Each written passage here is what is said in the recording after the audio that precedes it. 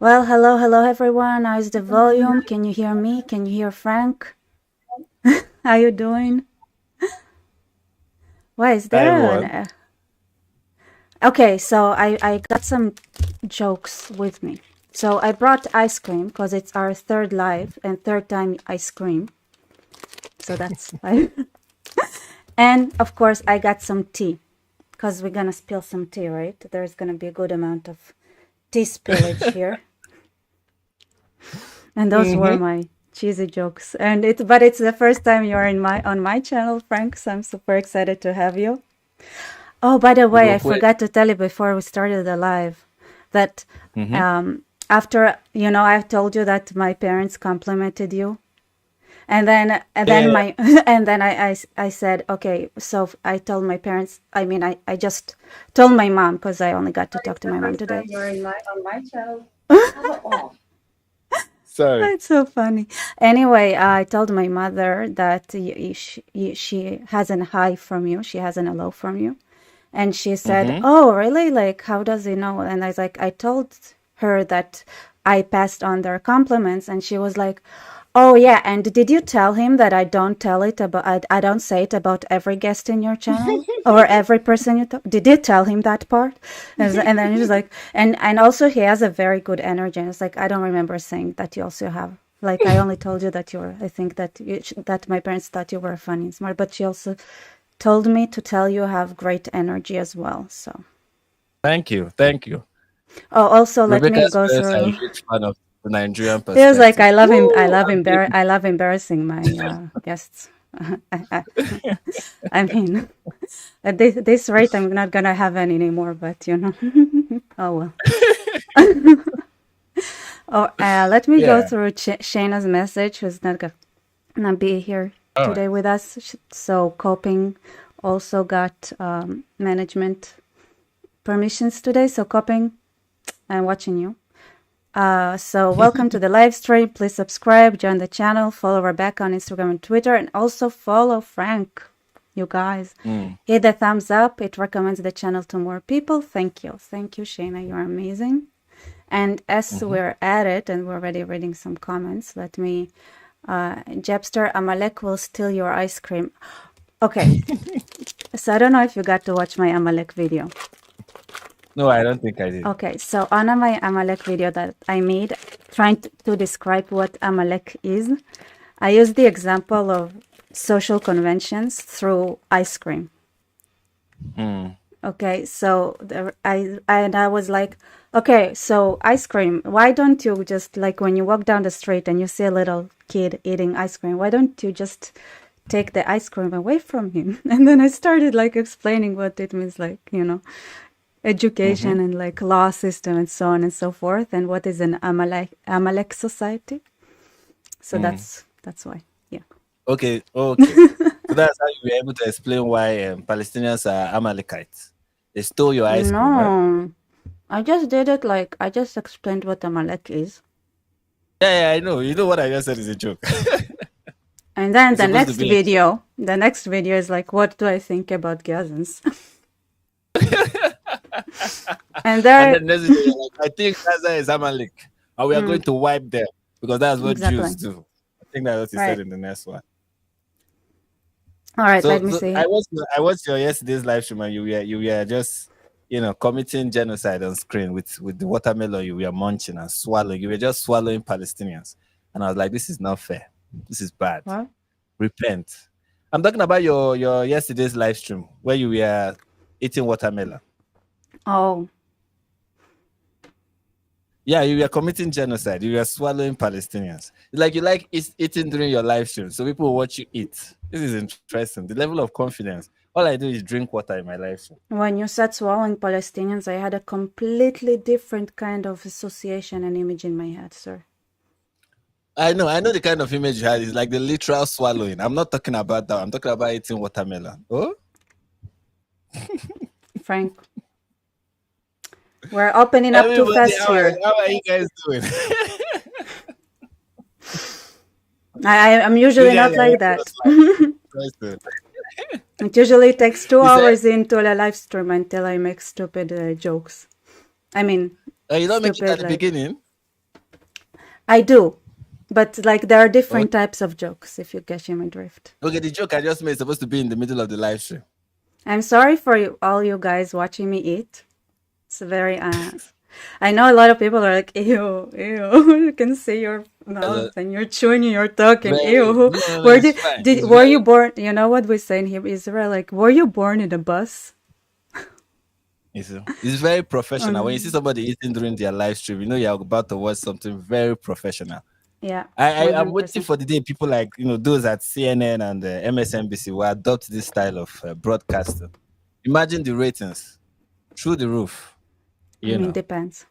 I mean, they need to it's learn gonna be from the. so controversial. It's gonna be like, but I feel like it's like this trend had passed already because like we people like go to sleep with people chewing in like as their like preferred video sleep way. Like the world I'm is not sure I go. weird. I'm just Yeah, saying the world is. I just say that like like I don't know if I can beat the weirdness in this world. Okay, so destiny.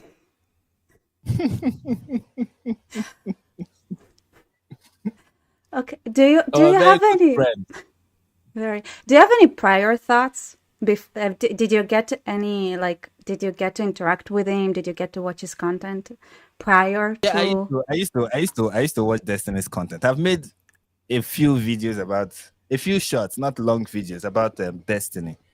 And Mm, when let me even tell you this, when Destiny, Destiny is very pro-Israel, very pro, Zionist, so to speak. Although I will not say he's fully committed to it, but to a good degree he is, and he has gone on many shows to debate whether Israel is actually committing genocide and what is the way forward and everything.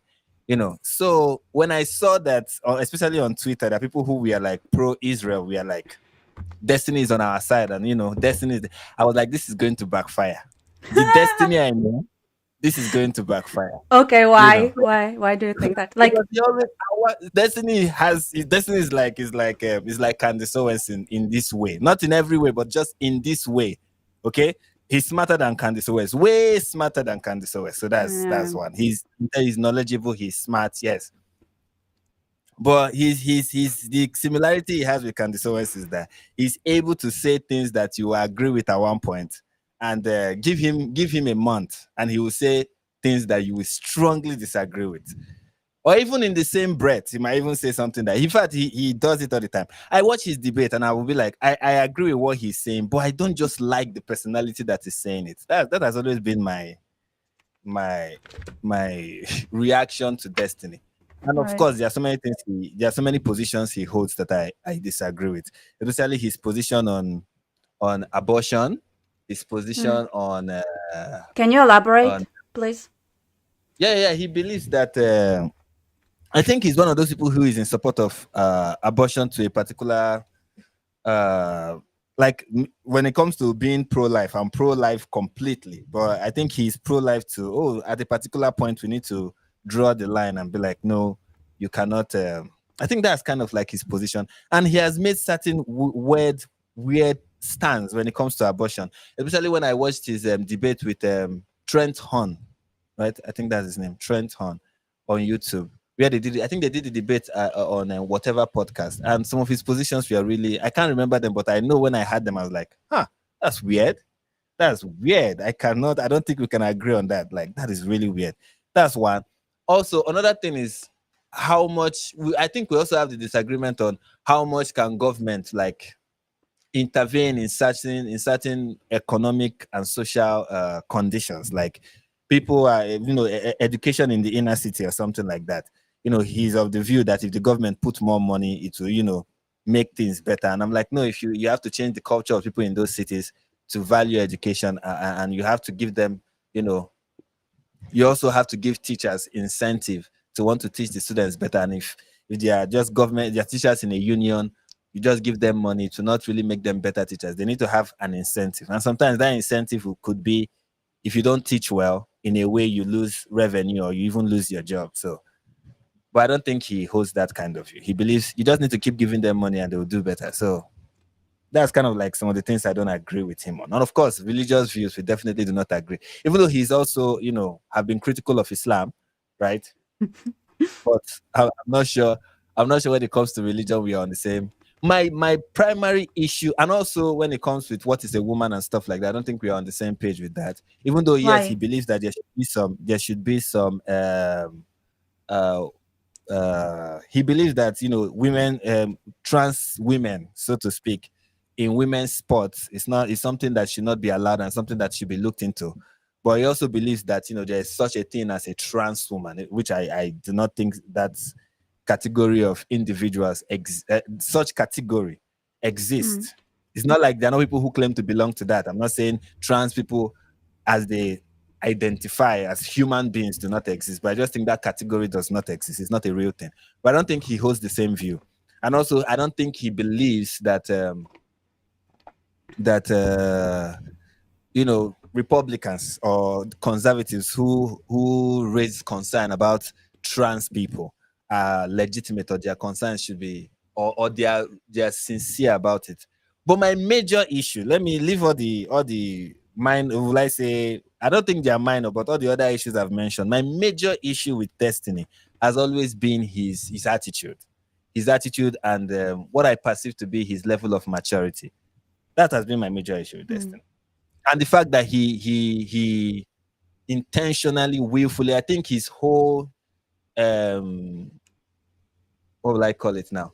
I think his whole stick is being annoying. I think that is it. Like, part of his stick is just, I'm going to be annoying.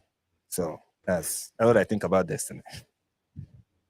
Like to me, as I say it, is just a classical anti-conservative person. To be honest, like he doesn't understand. I think he doesn't understand religion. He doesn't understand conservatism. He doesn't understand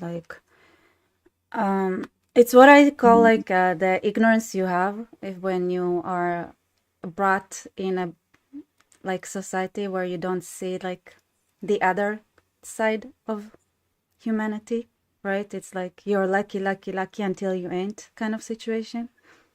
Mm-hmm. And it's like I think is just a person that doesn't have the ability to imagine the part where he ain't, like he doesn't know, you know. Um, Okay. so it's okay. So that's my most mellow kind of sweet thing that I have to say. Now You're let me putting it say nicely. yes, and now let me say what I really think. Okay. Okay. So because I did get to meet him in Israel when he was visiting, Mm-hmm. and I was there with Adine, who is famous from Twitter, and Adine had Okay. to physically hold me the whole time. Why? Why? And we like like shh, shh.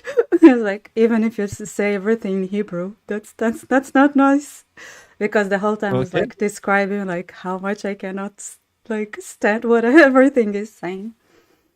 But to me,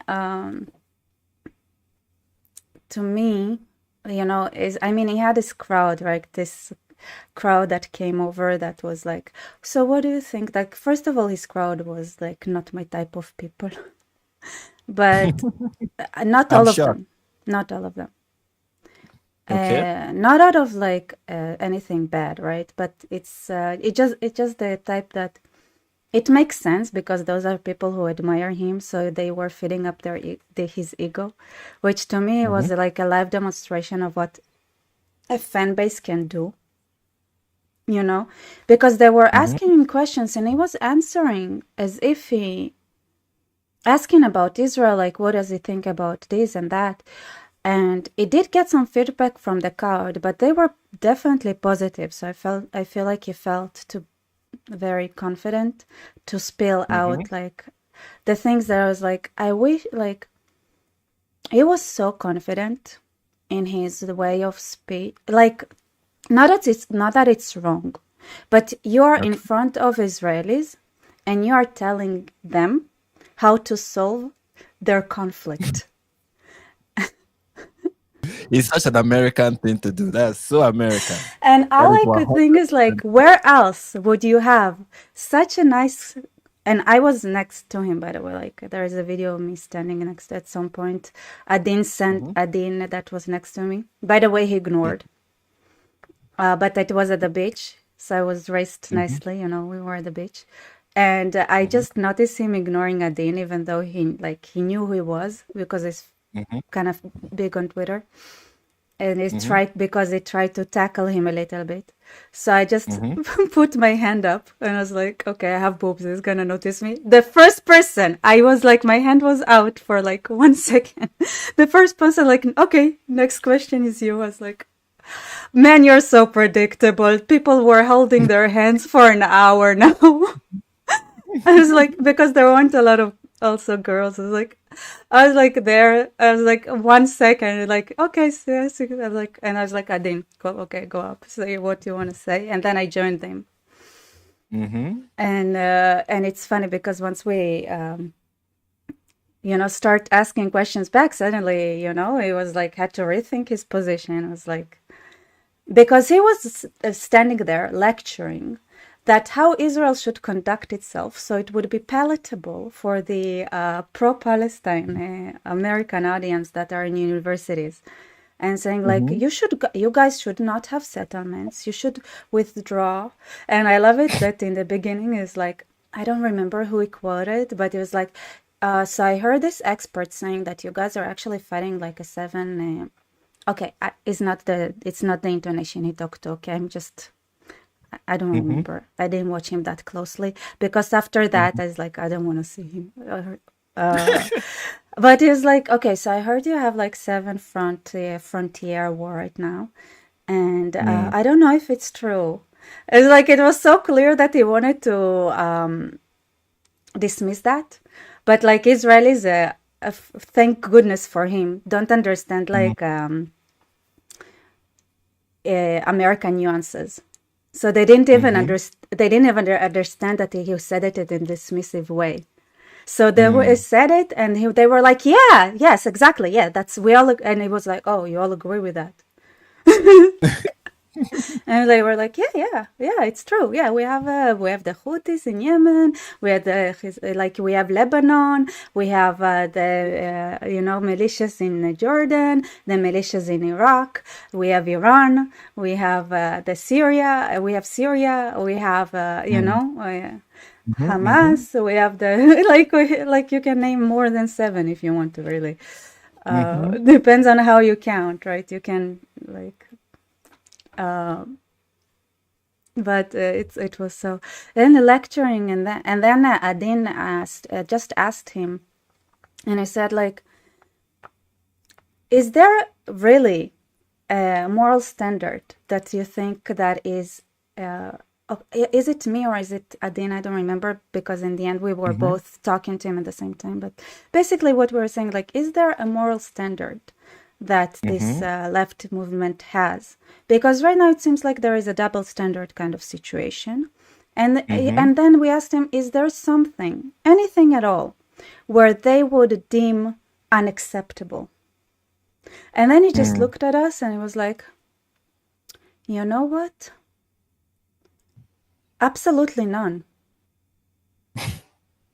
It was honest. It was honest. Mm. And I all I thought is like, so can you understand that the 2 hour lecture that you gave us was absolutely unnecessary Totally and meaningless. untrue, because there is Mm-hmm. absolutely nothing in the Nothing world, right? This that is Jews not would do that will make them exactly. look palatable to the left. Or anything, because we realized like but they were there, that like they wouldn't even like condemn the cases of assault, like sexual assaults and stuff. So we were like, is Mm. there anything in the world that they would be like is a red line for them, right? Mm. And it's just, Mm. and I was like, in a moment of honesty, is like, no. And I said like, so why does it matter if we have settlements, we don't have settlements, like it does it like, you know but of Mm-hmm. course, It like does. every self-centered person in the world, he forgot that one moment later. But like, but just Yeah. Yeah. the way like he stood there, and I was thinking, and the other like issue that I can say that he doesn't understand conservatism. Mm. And And I to and I be think, oh, sorry to interrupt you, but it's one thing that I think is an American thing. Like when you find a camp, you give the most uncharitable interpretation to the position your opposition holds. The most uncharitable, you just find the most uncharitable, and you accredit it to what they are saying, and mhm, just decide to misunderstand them. And I think it's not just the left or the liberals mm, in America that are guilty of that. Even the conservatives in America are guilty of that. They are not charitable to each other. They are not, and that is a fair observation to make. That's one. And he also, someone like him, and liberals in America don't understand that conservatism in America is not the same thing as conservatism, let's say, in Europe. It's not the same thing as even conservatism in Africa. Okay, everything about being a conservative is trying to conserve something, right? What you're yeah. trying to conserve in America is not what you're trying to conserve in Europe. What you're trying to conserve in Europe is not what you're trying to conserve in Africa. What you're trying to conserve in Africa is not the same thing you want to conserve in Israel. You understand? But liberals are all this is the unfair advantage of being a The conservative, funny and the thing fair. is right now that being conservative right now is being liberal because this is the previous generation. Like, you understand what I'm saying? Right now, being a conservative is being classical or liberal because that's Yeah, conservatism. at this point, yes, yes, yes. That's 100% the case at Let this me point. That write even people that are Jax. classical liberals are now identifying as conservatives. Because of Yeah, how complicated things. what Even that's what. American conservatism now does not even have a clear definition of what it means to be conservative at this point. Right, When you listen right. to them talk, you realize that even they themselves, among especially their pundits, from their pundits, like, is Candice Owens a conservative? I don't know what she defines as conservatism. you know for her, being a conservative is being contrarian. For her, being a conservative is spouting conspiracy theories and To be honest, they're doubting not the new. establishment, right? They're not new. Like those are all very. Oh, it's like, Like, this video that I'm still editing because it's annoying. But I love this tweet that some anti-Semite made about, like, there must be something genetically wrong with the Jews, but because, like, it seems like the way they act is genetic. Like, how come nobody thought about it until now? It's like, nobody thought about it. Are you serious? Nobody thought about it, that it's genetic problem, that the Jews have a genetic. Nobody thought about it. Oh my God. I think one of the things I've heard about Jewish people genetically is IQ, that Jewish people on average have, like, I don't know, higher IQ or something like that. You know, that's what I I've heard don't about know. the Jewish people. I heard it from, I'm not sure about it, but I had it. It was floating in the air. I, I, So, I heard that claim. I heard that claim many times. Yet mm, I can tell you about so many, like, so unintelligent many Jews Jewish that people that I are like, these people are very stupid.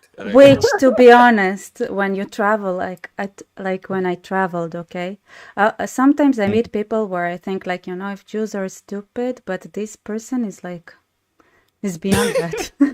Like, sometimes I meet people like that. It's like, maybe there is some truth to the claim, because as stupid as we are, Mm-hmm. there isn't worse. There isn't worse. Uh, That's Jewish supremacy. Jewish I supremacy talking. know. It's Yeah. like, okay, so my compromise is, like, maybe Jews are not smarter. It's just that they're stupid, but there are people who are even stupider. I guess that's a better Mm, way to put it, Abby. I Yeah, think that so. way the I rest don't of us think are so, going to just feel right. good about ourselves, Yeah, about our like, I inferior know. status. No, my experience is that Jews are extremely stupid. Like, and as a whole, very stupid. Mm.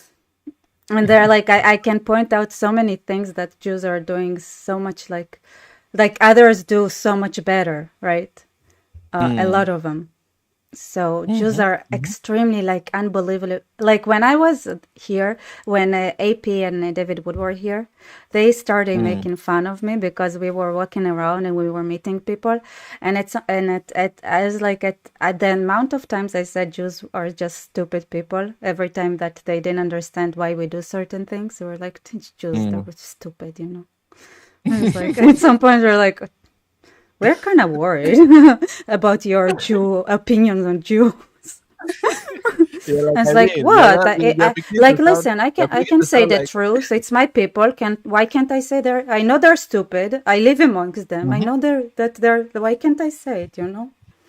Yeah, that's true. That's true. We are most critical about our own people. Like if someone see me talk about Igbo people now, they'll be like, you hate Igbos. I'm like, nah, I'm an Igbo person myself. That's why I can say some of these things. I know, Like when right? people say, one thing that they said about Igbo people that is very true. Igbo people are very greedy. They are. They are greedy people. Jesus Christ. Yeah. Sorry, I just used the name of the Lord in vain. And I know very many Christians that are watching me will be upset. Bear with me. It's one of those things that I It's do. okay. It's my channel. I insult Hey, Jesus all the so people from time. my channel are watching me right now. It doesn't matter. And okay, because like, listen, Jesus for me is just a fellow Jew, and I know. hmm. I know. We don't have to start talking about Jesus. We don't have to start talking about him. We don't. It's like, if I can call Jews stupid in general, like Jesus was just one of them. I What wonder would you what you say expect? about Jesus if you were with the Jews at that time. I wonder what your opinion would be. You'd be like, that guy. I don't even know what his problem is. Is he not a Jew No, just like the no. rest? Are you sure?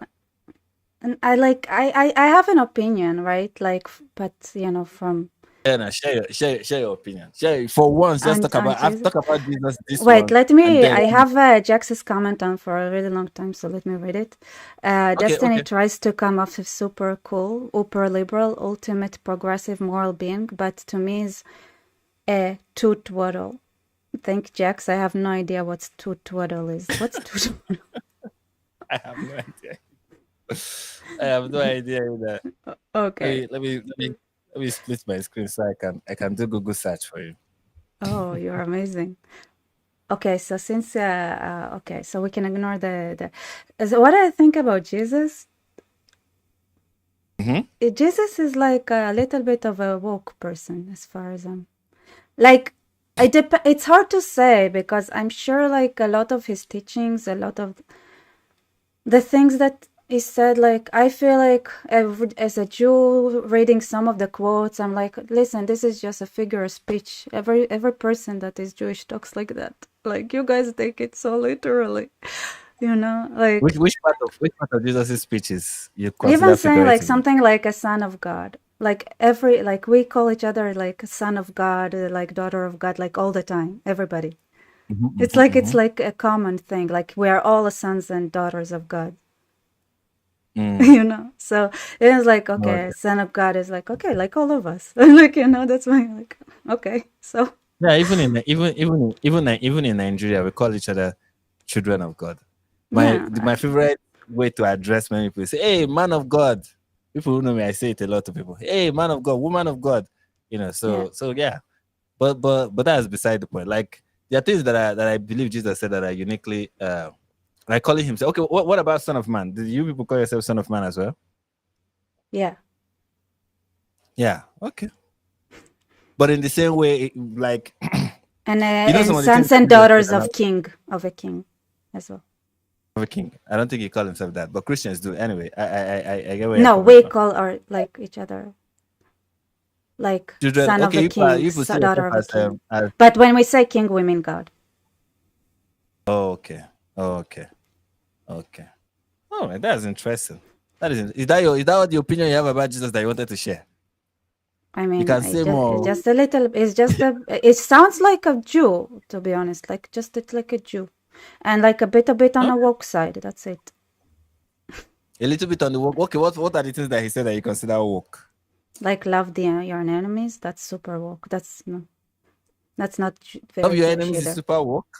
Yeah. Woke people don't love their enemies, so they hate their enemies. Hey, that's not woke. Yeah, I don't know, but it sounds like that's not.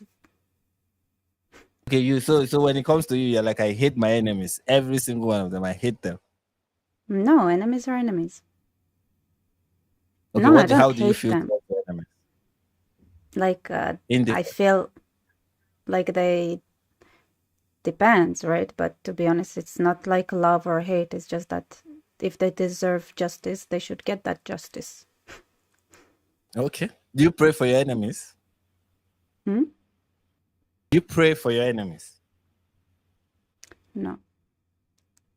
Pray how? Like for them? No. Like pray for them. Be like, God, I want you to, bless this enemy of mine. I want you to, not this enemy of mine, but this person, may he, excel, succeed, do well. Pray for their prosperity, pray for their well-being, stuff like that.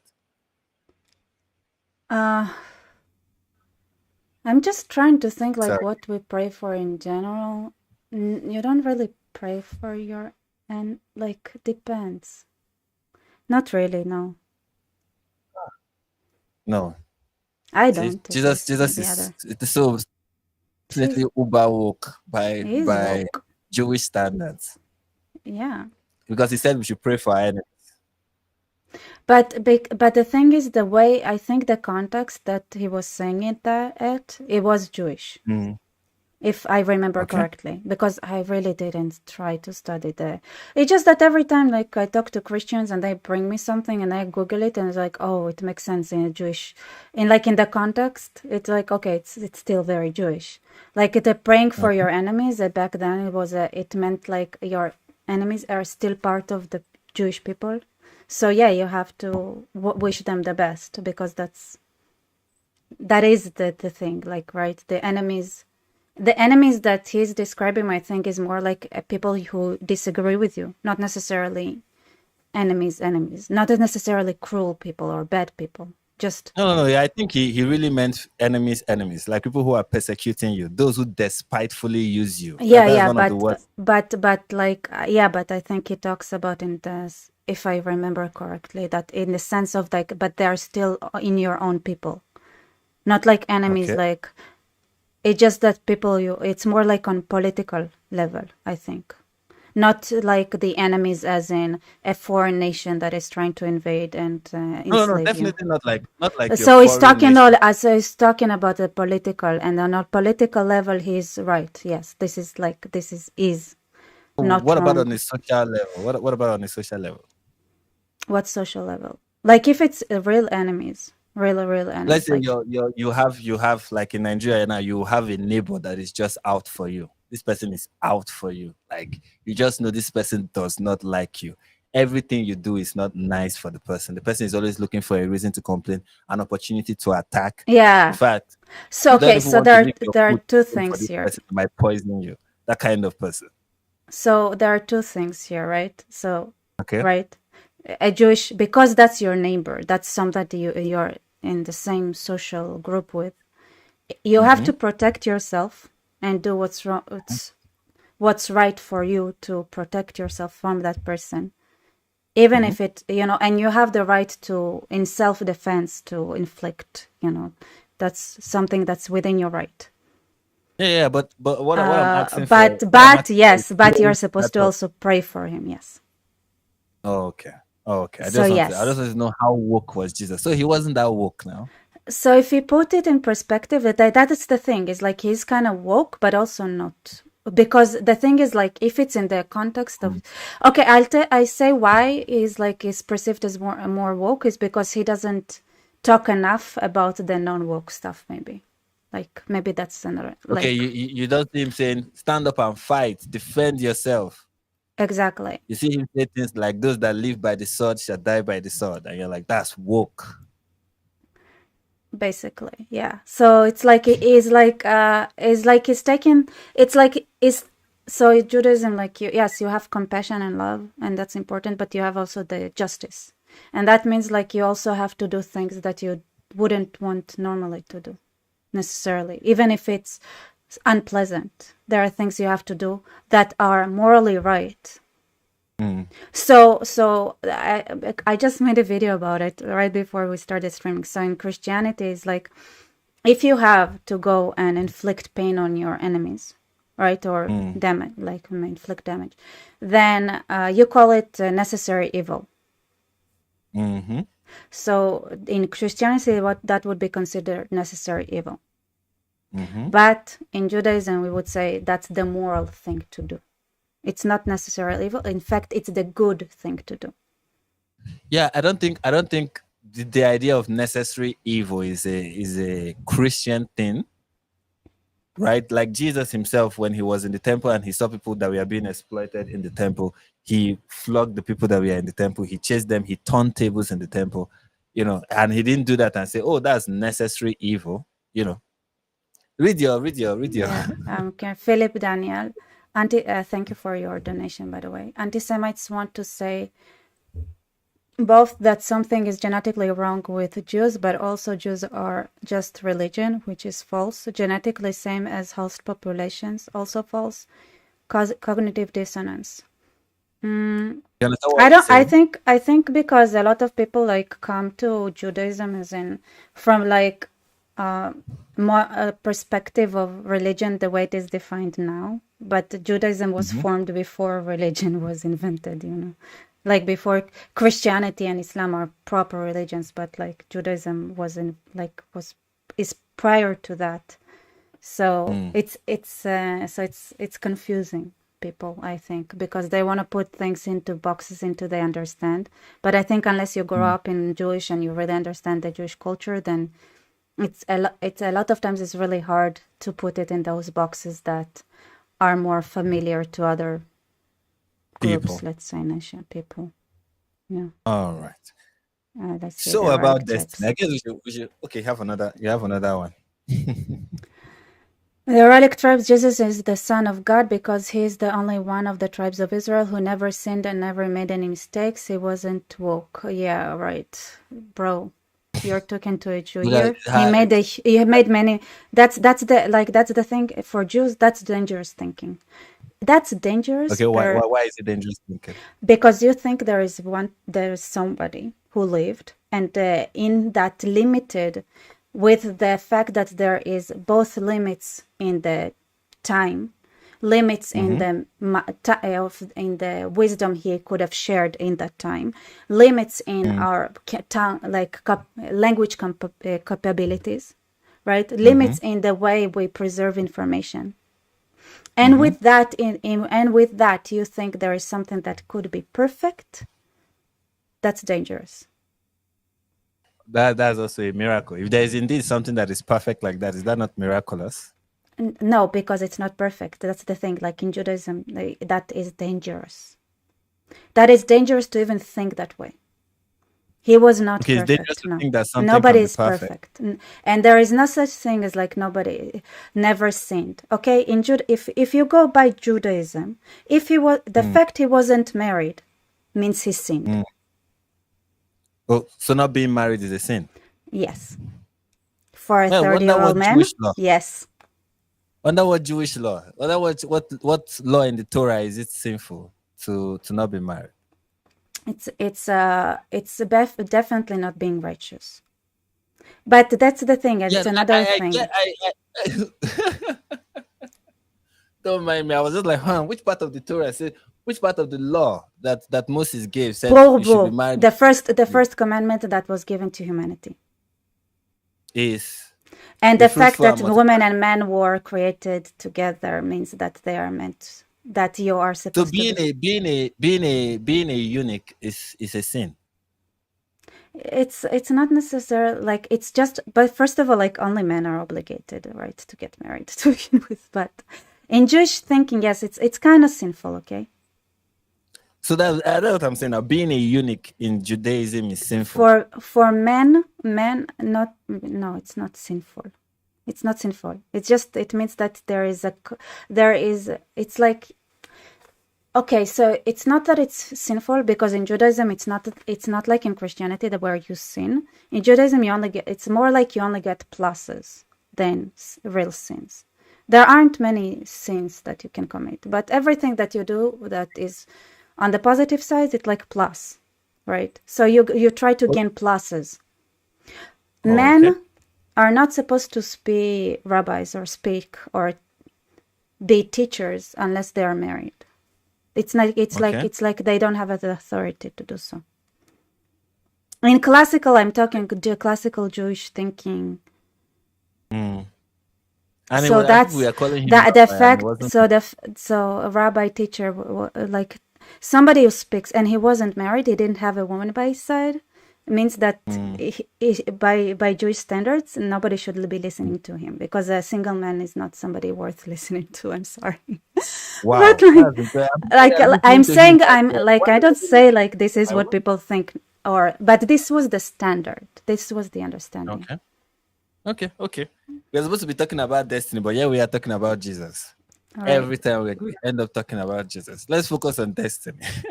Did you see his tweets? Maybe we can show people his incredible tweets.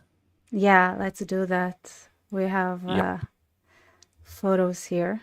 That's yeah, I took the liberty of sharing. If you have more that you want to send me, that I let me. No, no, no. Those are all the ones that I was able to save. The ones there are some that I sent you. Those are Yeah, the ones I was able to save. yeah, So you I send think he me. was he was he was replying. This is a reply to a tweet that was deleted, and I think this tweet has also been deleted.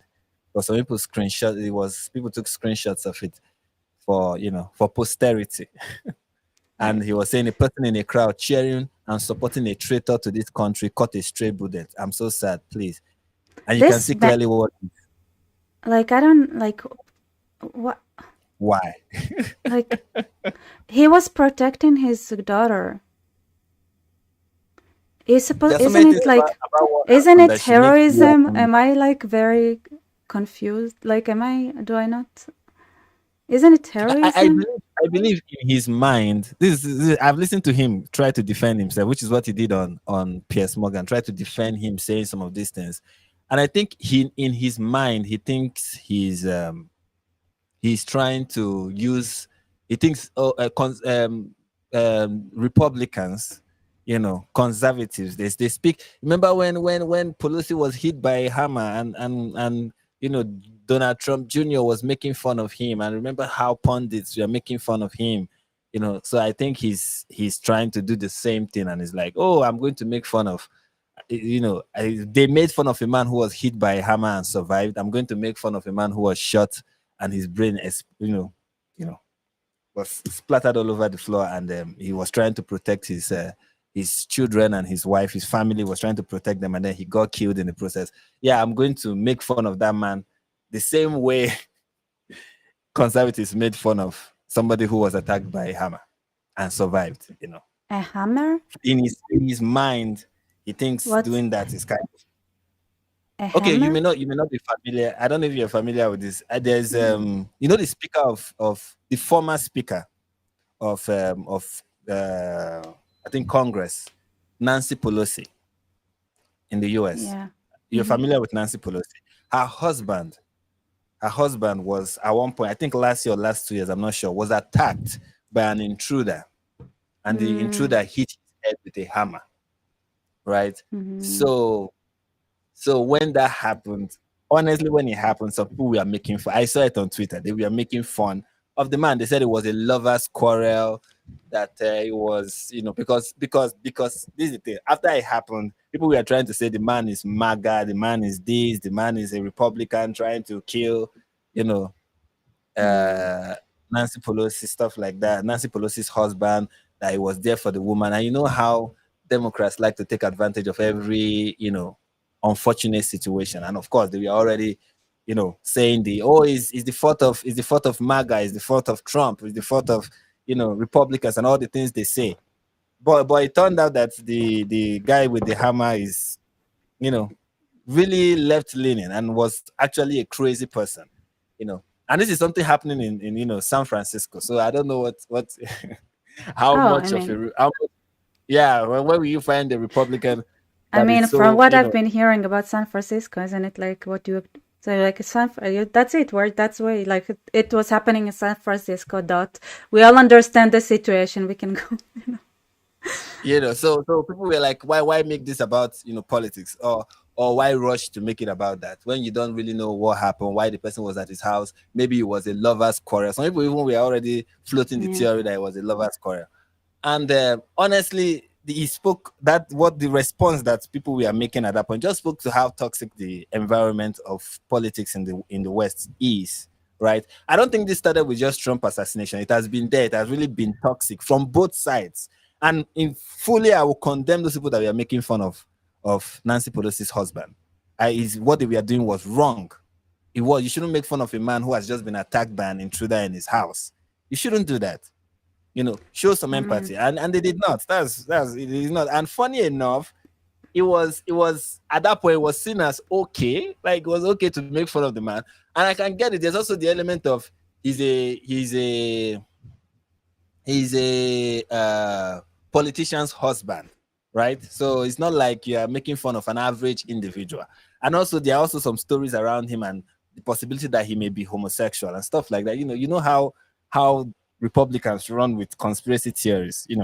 So so when they were making fun of Populosi, they didn't like, they were just making fun of him. Not every one of them, but many of them were, especially those who were prominent in the public space. They were making fun of Populosi, right?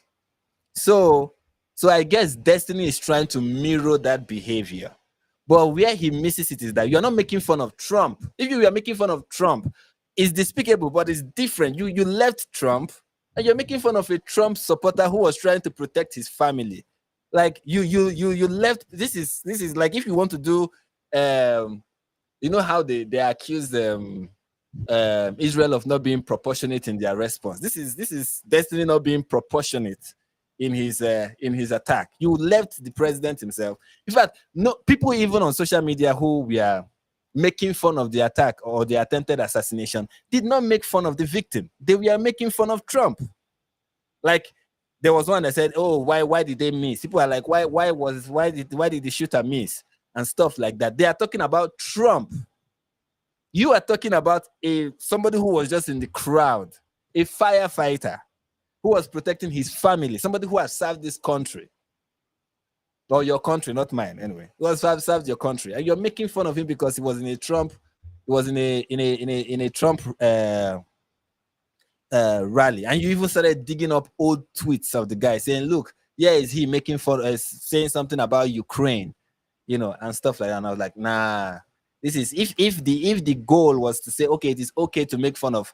I mean, there are people who made light, easy jokes that you can excuse. Like 50 Cent started, although he was doing it in a not a what would I call it, malicious way, was kind of made, he had his 50 Cent has this song where that he sang after someone tried to shoot him or kill him, and he was shot 8 times. So the title of the song is Many Men, and he was using it, to refer to Trump, who has just been assassinated. That was like a light-hearted, joke. Nobody took that like, oh, look, he's making fun of Trump. But you took it too far, left Trump, and you're making fun of somebody who was in the audience. He was asked, if your family members were the one who we understand and they got killed, what will be your response? And he was like, well, I will not lose sleep over it. That was what he said. Like, even about yeah. his family member. And I'm like, dude, you're taking this thing too far. Too far just to own the right. Like, you're trying to own conservatives. Is this what you're trying? Is this you trying to own them? It's not working, it's not landing. But he kept on doing it anyway. So this is It's another this is another yeah. this is another This tweet. it bothered me. Like, put what I don't know what the you commented on the Putin one. Like, what's the competition here? But it's why is it so like it, also this comment, right, that Sophia wrote, Destiny told my friend on X that supporters of Ben Gvir and Smotrich are subhumans. I mean, like, No, he said really despicable things. He really did. I'm it's not sure not I got it's that. it's not even it's not your country.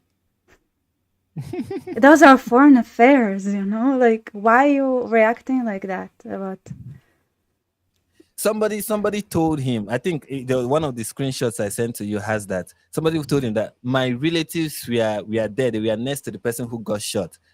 And he was like, screw your people, screw whoever is there, so something like that. And I was like, wow, is this you trying to own the right? Trying to show them that you can be equally as despicable as you perceive them to be? I mean, no, this is just, I mean, it just make you look bad. By So the yeah. way, this is the best context to talk about the love with the enemy in the Jewish context. So when it's political, This is the thing. This is where, like, when you disagree on right or left and things like that, and you're still like loving your country and part of the, like, I'm not talking about people that are in the USA right now that want it to burn. Destiny Mm-hmm. loves the United States, right? He's being misguided, right? Or whatever. He has his own issues, but he loves. Let's say that we agree that somebody can be, his screws can be loose, but that doesn't mean that he doesn't love the United States. I think. I believe I he didn't does. I get an believe he. impression that he doesn't love the United States. Mm-hmm, mm-hmm. So this is a good point. We can stop and, like, it's funny for the tea, but this is what, in a Jewish context, right? This is what loving your enemy is for, like praying for your enemies. It's for those Mm-hmm. people that love what you love, but they have a vision, like problem with their sight. Mm-hmm. By the way, they think the same about you, probably. Mm. And this is why there's like a love the enemies for both sides, right? It's like pray for them. Remember that in the end of the day, you guys both, like, both sides love the United States.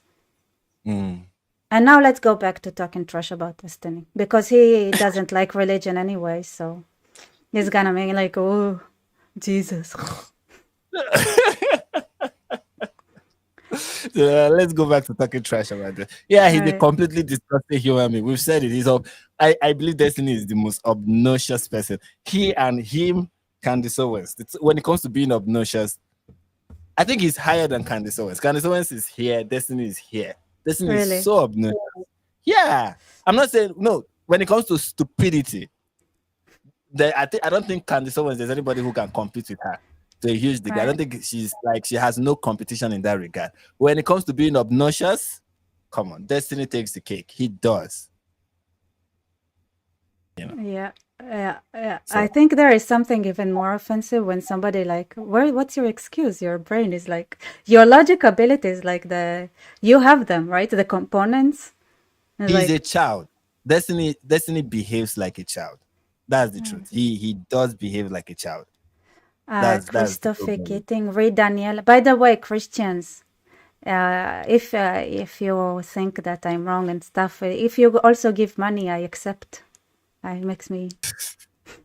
I still gonna probably not accept Jesus, but this But makes you it accept, positive, a positive experience when it comes with you a accept dollar euros. sign next to euros next to it. Thank you, Crystal. I would not accept euros. I will accept euros. I like, This yes, is why love I your think Jewish people enemies. like money. Uh, about the one as the Son of Man, Jesus applies this to himself. You will see the Son of Man seated at the right hand of power coming. First of all, John is not. Daniel is written in Aramaic, okay? That takes away his credit. It's not even Hebrew. I think Daniel is a book that's. But you understand what he's saying, Abi? So I Right? mean, no, I have no idea what he's talking about. It's probably like, listen, okay, fair. Mm-hmm. Translation changes a lot, okay? No. Changes a I lot mean, from you the. understand what he's. I'm not talking about the translation. I mean, you understand what he's referring to. Nah, I have no idea. Oh, you see, it's not even about the language. He's I mean, talking I know when it's like the prophecies and no. When Jesus was about to be killed, or when he was standing trial before the Jewish leaders, right. they while they were questioning him, one of the things he said is, and Jesus replied to them, "You will see the Son of Man seated at the right hand of power and coming with the clouds of heaven," which was him referencing the book of Daniel 7:13 and 14. Okay, That's what the so person is so saying what? there. So what's the point of this? So that is him. That even I He- understand. I understand that John was referencing Daniel, but like, okay, no, so Jesus is the one referencing that because this is a report of what Jesus said. about Right, if you himself. trust, but you have to trust John for that, you know. And also, like, there are some apostles who And we have literally to copied trust that from each Daniel other. wrote So Daniel 2 verse 13 to you have support three him. We have to apostles trust that that. literally copied from each other, just change the Okay. this, and there is one that Yeah, is yeah, very yeah. different. I know. That's what they did. That's what they did. But we are sure that Daniel actually wrote Daniel 13 and 14. Oh Yeah. yeah, How okay, are we sure that it okay. was written by Daniel? Because the Jews said so. We can play that game. We can do that. We can do that. We can we can all do. Are we sure who wrote that? Wrote that? Are we sure Moses actually wrote? Are we sure who wrote the book of Esther? Can we be sure about who wrote it? Are we sure that So Samuel according was to Jewish tradition, Esther and Mordechai wrote it. Esther wrote the book of Esther. you said Esther wrote the book of Esther. I think. it was are you sure? I think this is the Jewish tradition. Yeah, Esther and Mordechai Yeah, wrote we are the supposed to believe that without questioning it. what? The stories No, the fact the not the story, not the story itself, just that Esther and the Mordechai wrote the book of yeah, Esther, yeah. or that We're supposed Esther to take wrote it. it. No, it might be stolen from. You know how they say the Jewish stories are stolen from. What's the stuff they say was stolen from again? They people choose, stole some legend or something like that. You know how people Oh yeah, talk. it's one of those stories that are were definitely inspired by something, but it's still good enough. The message is clear. Also, One you thing I know really that all the names in that book are pseudonyms, right? okay. What do you mean by pseudonyms? Like they are not So actually the names of those no, people. there are titles like you have the stupid person, the beautiful person. Like the names are not like they're not like real names. They're like they Okay, just so Moses' describe the name is like a character. Like this is a like they like it's like having the baddie as a name of a character in the book, or the stupid one, you know, that's like interesting. Yeah, so like those are like David is there are probably kind a of pseudo. pseudonyms there. Yeah. Ah, I didn't. I'm very soon. I'm telling you, very soon we'll replace this with Yamaka. The more I speak to Rebecca, the more I move to the other side. I'm being convinced on a regular basis. No, don't. Yeah, I know. What other side? Jack's trash talk and I'm break- laughter. That's what we need. I agree. Trash talk and I love yeah, trash yeah, talking. Let's exactly. go back to the trash. Go back to the trash. Yeah, he even called the guy a retard, and I look at him like he's like I'm effing laughing my ass out. That's Yeah. yeah, that's that's the smart thing to do right now. Like what he's doing is really smart reaction to. I don't know what he thinks he's going to achieve by this. Is there a way to increase this one? It's looking kind of What is this? small. Absolutely. Yeah, I'm gonna increase it, but I don't. Oh, okay. I don't know what that is about actually. Holy fuck it. This is him. This is him on Reddit actually. So what is He it? said, "I'll absolutely body these dumb people in front of thousands. Don't let them get away with any of this nonsense. No more civility. All attack, pin them down, and screw them with their own retardation. Nebraska Steve is back, and I couldn't be happier." So, What is it referencing? Like yeah, I think he's talking about, I'm going to be as there is, like I said, every person, whether you're on the right or you're on the left, you have a caricature in your head of who the other person is. So what he's is playing the caricature of what he believes a conservative would do in this oh situation. So you get what I'm saying? right. So for him, this is him playing the role of a conservative who does not care and is always, that kind of conservative that is going to make fun of Pelosi's Right. husband. So this is him I see, now I see. playing that. So That, by the way, do you have like an offensive the way of like stereotypically pretending you're the other gender?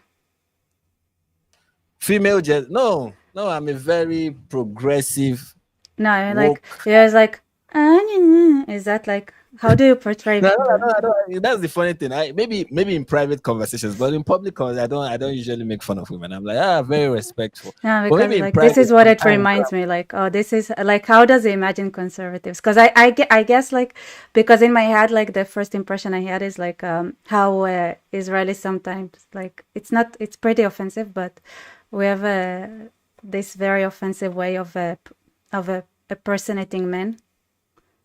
So I kind of feel like maybe it's like, so it's the, Yeah, yeah, this is it's what it's like. something like that. Mm. Let me hear your impersonation of men. You know how No, men talk. no, it's not. It's not. It's just a stupid joke that we say. Yeah, It's let's just like, we can see how it it's like, relates with how this is. no, it's like, no, it's like something. It goes something like, it was a very big controversy in Israel once because they actually made some sort of a commercial with it. But like, so this is like, Ooga ooga, I'm a man. So I kind of like, so this is the first thing is that like I like, I'm a conservative. Yeah, let me say maybe his impersonation of conservatives like Alex Jones. You Like know, what? Do it, do you know it. Alex No. Jones is like, nah, I don't know how to do impersonation. If you tell me to do it on the spot, I'm like, ah, no, I can't. But if it's not on the spot and it just comes to my mind, I Okay, can, okay. manifest my inner Alex Jones. Well, and here is like, I want to profusely apologize to any Trump supporter in my audience that I've misled into thinking I view them as anything beyond the unpatriotic, treacherous, anti-American scum that they are. Doing my best to rectify that ASAP. Wow.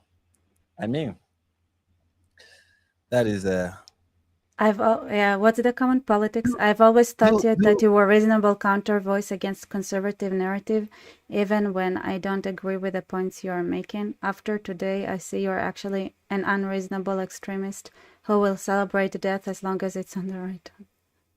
And Okay. here's the funny thing: the person, the politics songs did not even say, "Oh, I'm a conservative" or anything. Maybe this is somebody who is in the middle, or this is somebody who believes that okay, if you want to hear from both sides, one person I will hear from on the left will be Destiny, and maybe the person had the impression that Destiny is somebody who is reasonable, and now this person is like, "Nah, I don't think you are reasonable," and it's like, "Nah, I'm owning it. Yes, I'm unreasonable, and I don't care."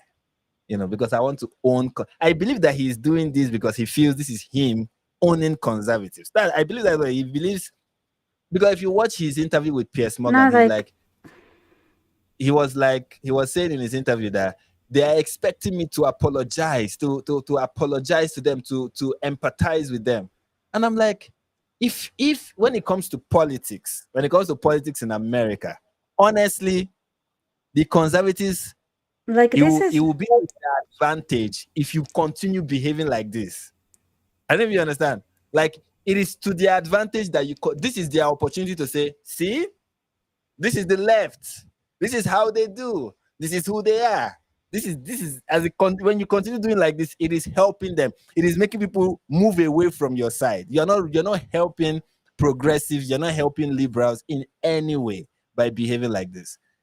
But I don't know. Maybe he will see it eventually, but he doesn't see it at the moment. He thinks he's really doing something. So this is the point where like I think the most offensive thing is like saying that they're unpatriotic. On their view, they love America even if they're wrong.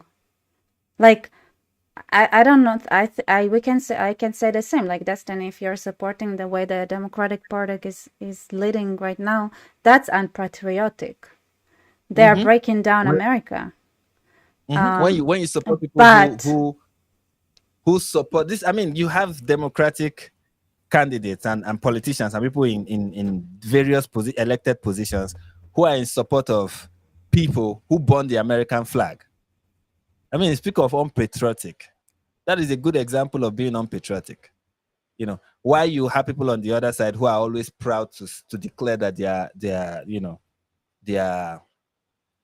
they're Americans, even though they have huge distrust for various institutions in America.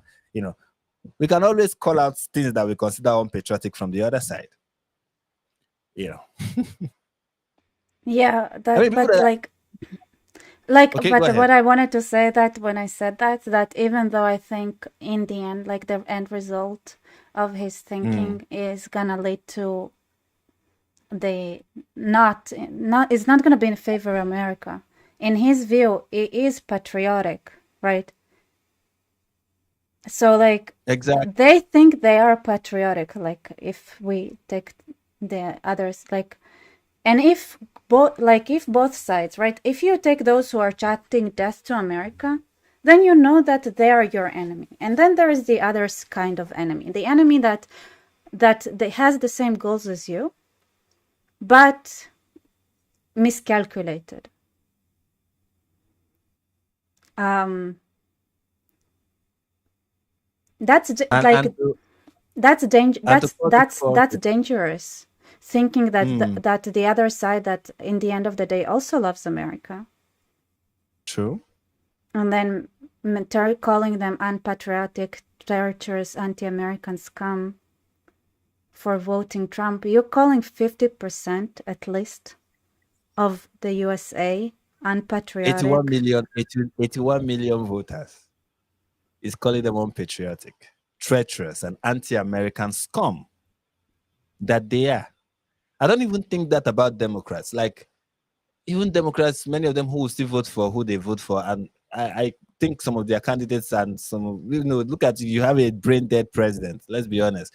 But even still, I don't think many of them do that because they hate America.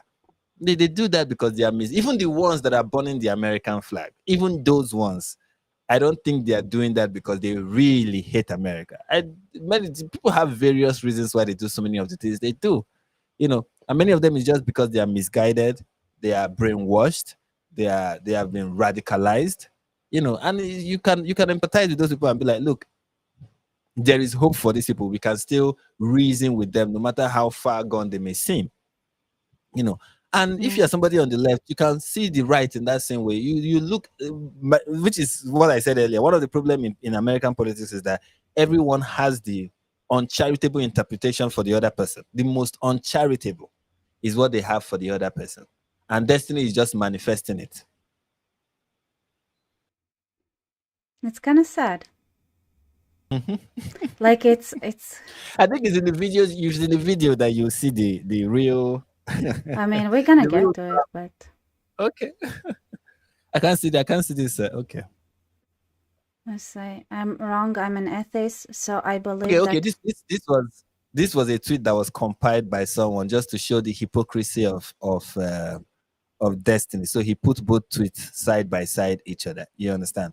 So in the first tweet, Destiny is saying, "Wrong. I'm an atheist, so I believe that rape and murder are always wrong, whereas you religious folks seem to enjoy selectively justifying them."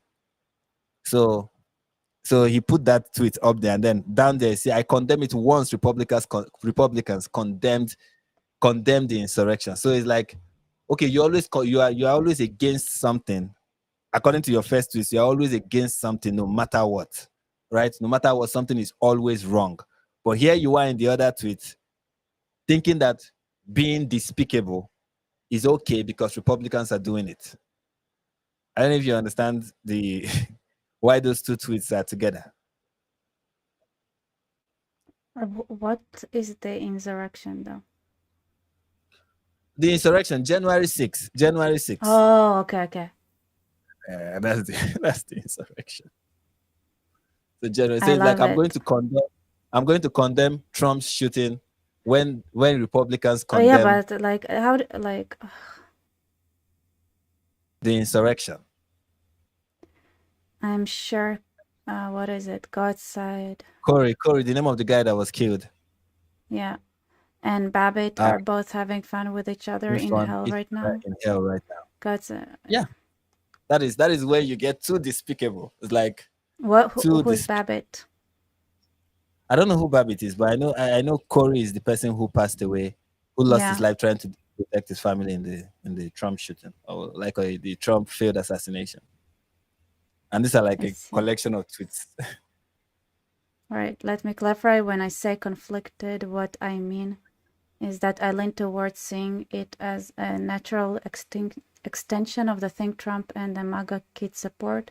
So I don't think I have much sympathy about the attempt enough to chastise people celebrating. I mean, he's the one celebrating.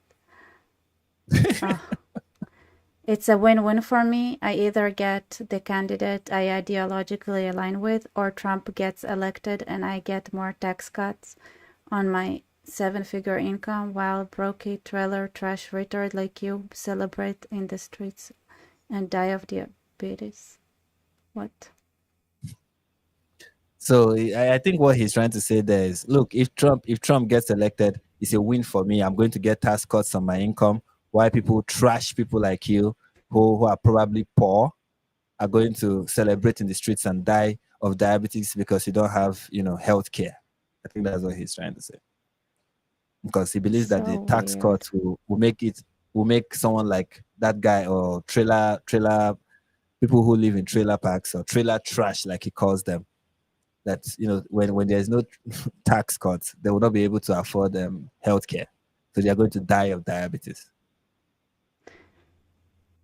If we learned anything today, I hope it's realized the importance of principles I have stressed many times on stream before. Having a firearm means absolutely nothing if you don't spend time at the range practicing with it.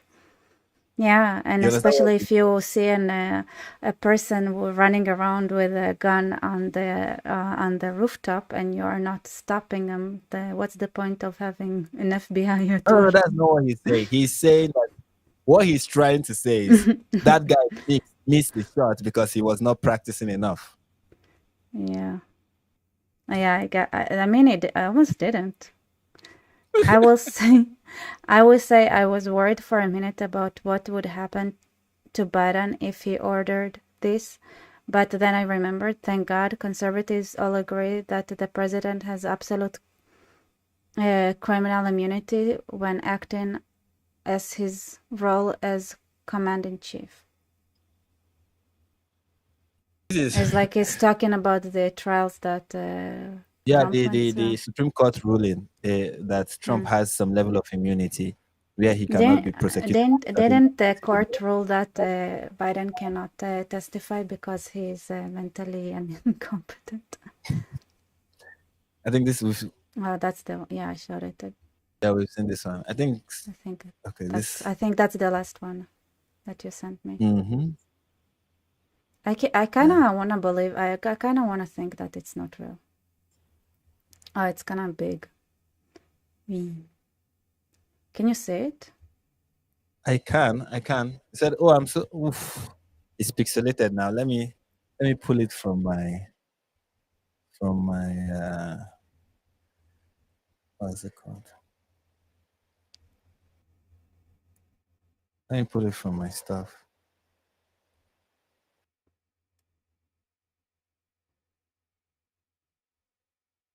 Yeah. Oh, I'm sorry. What happened to 7076? Was that peaceful protest? You know what Conflicted he's safety. referring to the All I American say, Revolution. all I say Somebody is said Biden up conflicted, so you was endorse. So like conflicted, so you endorse violence, and he said, "Oh, I'm sorry. What happened no. to 17?" I kind of don't want to believe that like those are real. Like what I say is Biden is up +1 in Pennsylvania. On the body? Is it on the body? I don't know. I don't know what he means here. I really don't know. I really don't know. And then he said, "At least you are too far. So What? many of the tweets are just If unbelievable." we learn anything today, I hope it's realizing the importance of principles I've stressed many times on stream before. Having a firearm means absolutely nothing. And then it's like, at least you're too fat to miss. You're what? Use Who's here? subhuman critical. What? I think Who he's is it? talking about. He's talking about. I think this one is about Trump here. It's like at least you are too fat to miss. Use subhuman, hypocritical POS. Yeah. And Can't then he believe said Destiny maybe, is maybe body shaming anyone.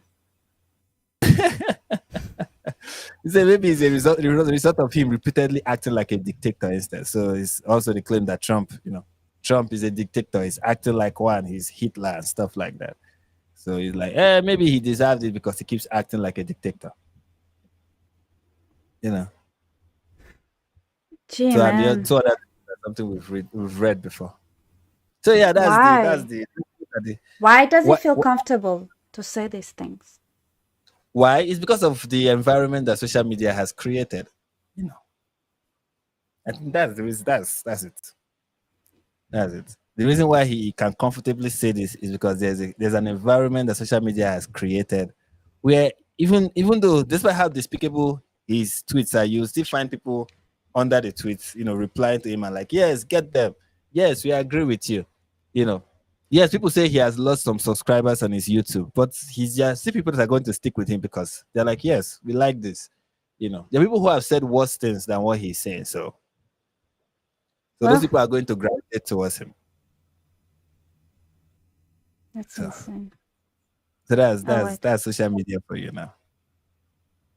Jax is saying, thank you for support, Jax. Destiny is obviously very proud of his son and his awful words. What an awful person. Yeah, but I don't think to be fair to Destiny, I really don't want to believe that deep down he feels this way. I believe it's something that he's cosplaying. He's playing a character. That's right. You That's think? me being charitable. Is that I believe he's playing a character. I don't think he really believes the things he's saying. But the character is just a That's despicable that's person. that's that makes it worse, man. Doesn't make you. I think in my opinion, I'm like, maybe it would be to his credit to say, look, I don't think you really believe any of the things you're saying. You're just saying it because you want to offend certain people. I don't know what political point you want to score by. There is no political point to be scored by doing this. That's my view. There's nothing you gain other than just upsetting certain people. And yes, many conservatives will be upset by this. If those are people you want to upset, yes, they'll be upset. But many people in your own camp will be upset by it. And many people who are neither, who will not consider themselves conservative, nor consider themselves liberals, will be so upset by what you are saying that they will distance themselves from you and anything you support, both now and in the future. Destiny, 10 years from now, 20 years from now, as long as social media remains, people will be digging up these tweets. I don't know if you understand. Like, this is going to remain with you forever. This is going to be part of your public life forever. And Insane. whenever, even if you come tomorrow now to support the most reasonable cause, like let's say tomorrow you say I'm pro-Israel, I want to make a debate about Israel. Once you start talking and be like Israel has the right to exist, your the replies to your tweet will just be every of these tweets. That's what to be in the reply. That's what people will be. You look at the Destiny. No wonder he's a Zionist. They all believe in killing people. I don't know if you understand what I'm saying. This is it. This is it for you, Destiny, forever. Why will you do such a thing? Why? I don't really understand. Why would you do such a thing? Yeah, people go follow Frank. Thank you, Shayna, for making this. I don't need to steal your subscribers from you. It's okay. We can share It's them. okay. Sharing is caring. Okay. Well, I didn't watch it, so it's gonna be my reaction. Why am I looking at the reading make the you written bigger? I'm making me too Yes. big. And I look too Still big. big? It's too Yes. big now. I We're not need it equal to anymore. I know I need it to be the same. Now we have the same head size, don't we? Mm-hmm. Okay, good. All right. Let's see what you like sending me videos that are gonna torture my soul. Why is that a thing that you like doing, Frank? No, you gave me a topic. Okay. Since we want to expose each other. Please explain, Frank. We started with a topic. Before we start watching, I want to understand. We What started with did a I do? topic. Yeah. This is what you did. You started with a topic. You said this is the topic we are going. I suggested a topic. You said okay to that topic, and I was like, okay. You said this topic you're not really vast in it, so I sent you a couple of links, and then I sent you a couple of videos just to explain the topic to you. That is all I did. Then you said, I asked you about Destiny, and you said, oh, what's happening with Destiny? Then I sent you the screenshots, and you were like, oh, let's talk about Destiny instead. Let's not talk about, the wonderful topic that I chose. Very interesting topic, by the way. You ignored it. Child Said, no, marriage. I don't. I didn't Child ignore marriage. it. I just thought it's torture to talk like. Okay. So when we decided we were going to talk about destiny, then I sent you this, and I was like, "This is something that we can react to. This is just good me, good Nigerian Frank doing No, his best." you are amazing. I'm not gonna lie. But you made me watch Cadence like talk. Oh, okay, Candice, Sure, that is like I had to watch that, and then child this is the brides, thing. and then somebody wants Trump dead. Like, what did I ever do to you, Frank? Can't you just send me nice stuff from time to time? You're Yeah, like, hey, look, here's a puppy.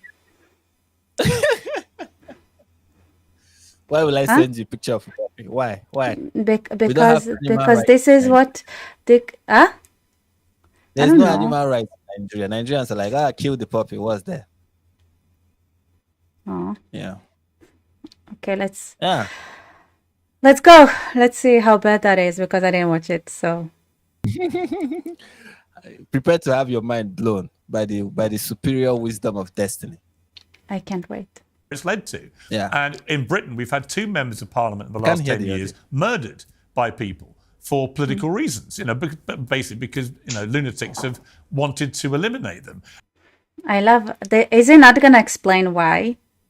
Is it just gonna I can't hear I really cannot hear the Oh, audio. you cannot? I can't. Weird. Wait, why? Let me see.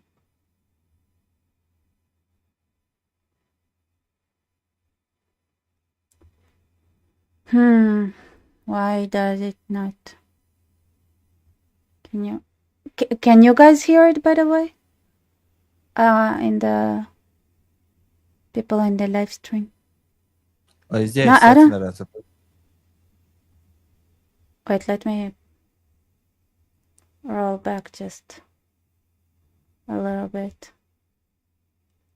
You certainly can ask about it. And I think to be completely fair, I believe Donald Trump. Can you not hear it? Can That's all I can you can. guys hear it? Here, let me see. That's weird. We should be hearing it. No, they say they People can in hear the- it. Yeah, they should be People able can to hear it, it. but my village people say, no way, Frank will not hear this video ever. So So what are we supposed to do? Okay, Is so it they from can me? hear it.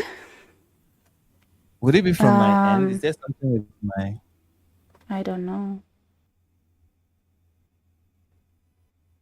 I'm not familiar with this program. That's the Let me play has it. spouted a lot of very ill-advised and occasionally very dangerous rhetoric. And I want both sides to dial it down because actually where this leads to is where it's led to. And in Britain, we've had 2 members of parliament in the last 10 years murdered by people for political reasons, basically because, lunatics have wanted to eliminate them. Let me bring in Destiny, because you've been at the centre, as you know, of a massive online response to what you were saying. Did you find it?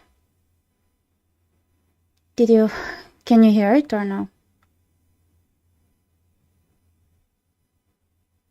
Wait, why can't I hear you now?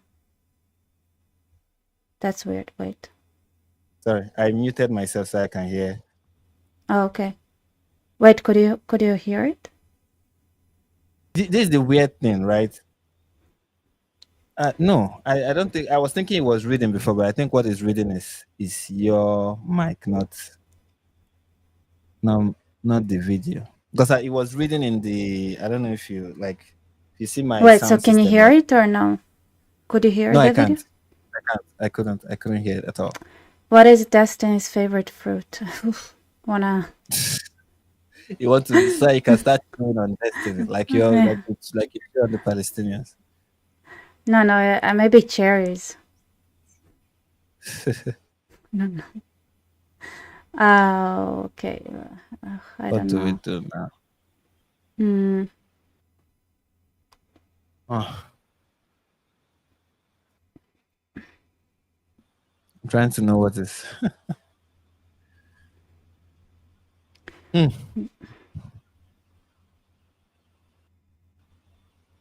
What do we do? I don't know. I don't know if it's from my end. That's the weird part. I don't know if there's anything I can do to make Yeah. it. Neither do I. Don't know what to say. Why does it happen? Maybe can I put like it's funny, but I'm gonna put that. Maybe that would help for now, so we can. Right, put the subtitles. Is it Let me is it start gonna with the work? subtitles. All Even right, though I'm gonna- Destiny talks fast. So you actually talked about this later, like it led to in Britain they had 2 parliament members exed from this world. Did you get to hear about it? So you watched the interview, right? I did watch the interview. So did he ever mention like who exed them or why they were exed? He will not say that it was Muslims. He will not. Of course, he will not say it was Muslims or it was Islamists who attempted to who did assassinate those people. Yeah, we know who he was talking about. Jesus wasn't woke. Jesus was an altruist, similar but different. Thank you for your donation. I don't know if it changes my mind at all, but I mean, there weren't any woke people back then. It wasn't even a term yet. Moving on. Moving on. Sorry. Oh yeah. So I didn't like. Did he ever mention who did he ever mention in this Yeah, interview? that's what I'm saying. That he will never state that it was. It was the love people, the peace loving. They live. Yes. Yes, the religion of peace, of course. Yes. Mm-hmm.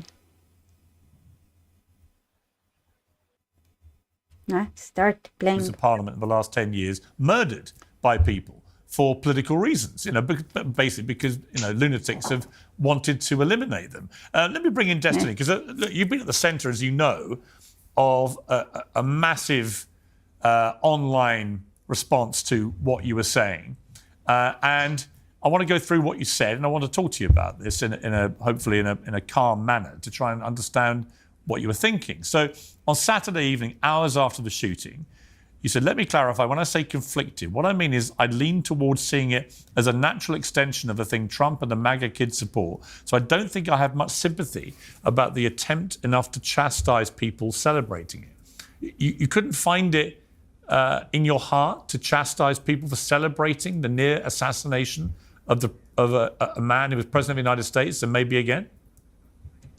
Absolutely not. Conservatives have completely bled that well dry, and the idea that they, after engaging... Absolutely not.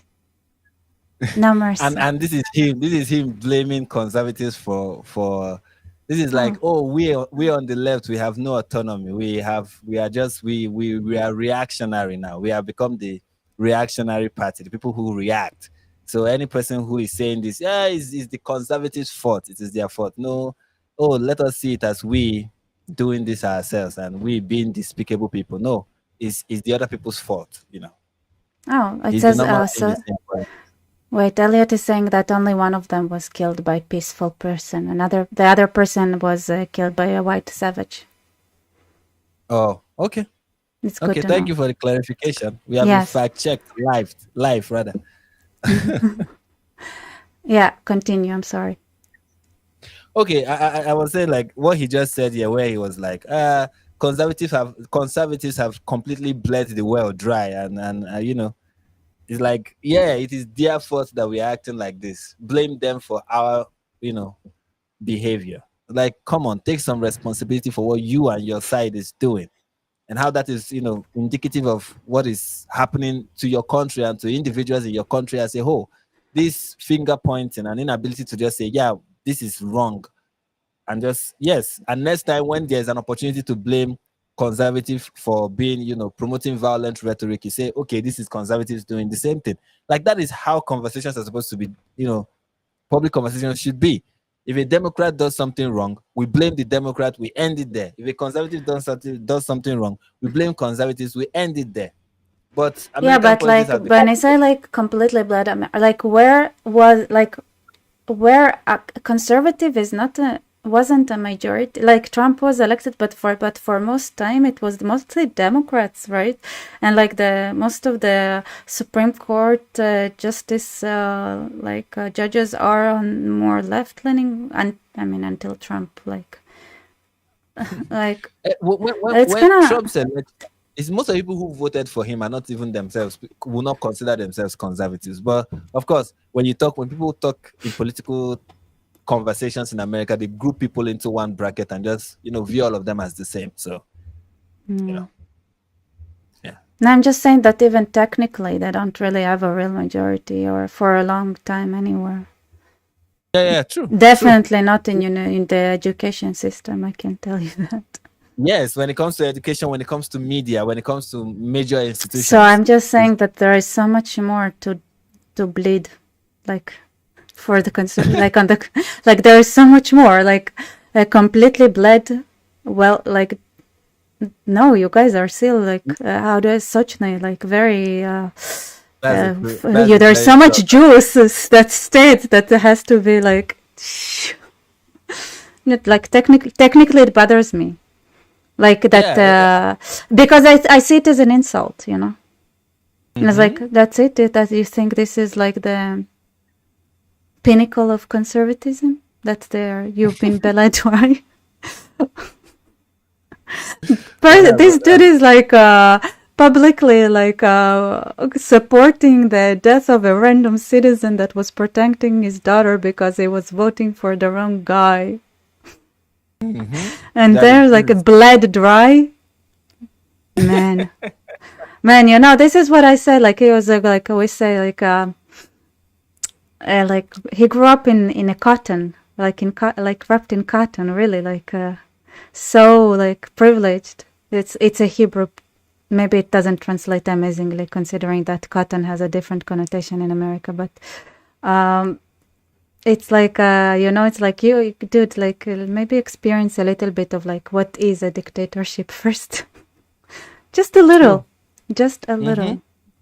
And the most divisive and most extreme rhetoric that this country has seen in recent history, that they would come on and beg for sympathy, that it's escalated into some kind of violent confrontation, is absolutely insane. Even the idea right now of saying, well, if you call somebody a Nazi for so long, it's, what do you expect people to do? I grew up listening to Rush Limbaugh call Obama a communist every single day he was on the radio. You've got conservatives that talk about how the mRNA vaccines were ways to sneak microchips into us. You've got COVID lockdowns that were done because the government was trying to take all your freedom away. They won't acknowledge anything that happened on January 6th. They say that the election was stolen and that your country is being taken from you. Like, I don't think anybody should be killed. I don't think anybody should go out and kill anybody. But when you... I mean, Obama was kind of a communist. And look, Obama was not a great president. I hope the liberals understand this. That Obama was not a... Do you know they make him look like he's the best president they've ever had, even by liberal standards. Okay, even by liberal standards, Obama was not a great president. Okay, I know he's the black guy, he's that guy, but he was very divisive. Okay, Obama's rhetoric, while he was very divisive, he wasn't a unifying figure. The division that started in America didn't start under Trump; it started under Obama. Okay, he was the one who the racial tension in America. He was the one who sowed that. Let's say. Well, that seed had existed for a while, but he contributed to that seed blossoming. He did. Okay, so there is that. And then his vice, I'm not his vice, but his first lady was also, saying certain things. They said things, okay? They really said things. And how, white America, this whole white guilt of a thing that became prevalent, it was rhetoric that was coming straight from the White House that was fueling that, okay? So and then many of his foreign policy, especially when it comes to the Sahel region. I don't know about other parts of the world, but Sahel region, they are close neighbors with us in Nigeria. It was disastrous. After he eliminated Gaddafi, he just left Libya. Libya became the exporter of terrorism across the whole Sahel, funding it, arming it. Boko Haram today is getting most of its ammunition from Libya. So when people want to praise him, especially Black Americans, when you want to praise him, know that many of the things he did affected your African brothers in West Africa. Many of the things we are suffering now, he had a hand in it. Okay, so I have the craziest theory. Okay, let me hear your crazy theory. I mean, it's not. I just thought like his father, he came from Kenya to study in the United States, right? So I thought like his father actually, like, he had to come from a pretty privileged background, didn't he? He said he had to. Like, it was like his father was a privileged person. He went to America to study. Isn't like super privileged? Like from Africa, he came. Yeah, and he did that. For somebody from Africa. Yeah, For somebody from like I was Africa like, to move over it's to very privileged. That's So very it's like, privileged. Marry the white woman. That's another level of privilege. Like I want a proof that his family was not in the slavery business, you know. No, he was.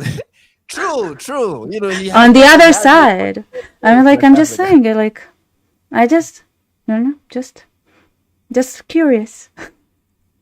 Because he's definitely not a descendant of slavers, like slaves. No, he's not. He's definitely not. But he's like, yeah, we know that. He's going to buy into the whole, racism in America, the history. Black Americans are going through this. Is a historic this thing, blah blah blah.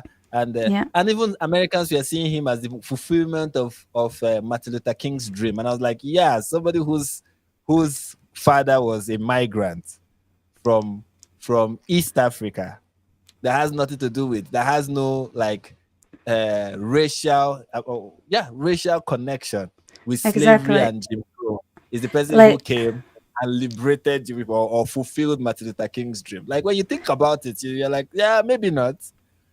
Yeah, so I was like, okay, so it's definitely it didn't come from slavery. That I think we have established, probably, which is like when you overcome slavery, that's a completely different thing, right? This is like a generation to generation trauma that you. But if you were never a slave, let's say, like your family, then there is nothing to overcome, really. Yeah, that's true. There's nothing to overcome. And it's like the other side, like, I don't know about Kenya. Maybe his family was somehow liberated from slavery inside of, I don't know, I doubt.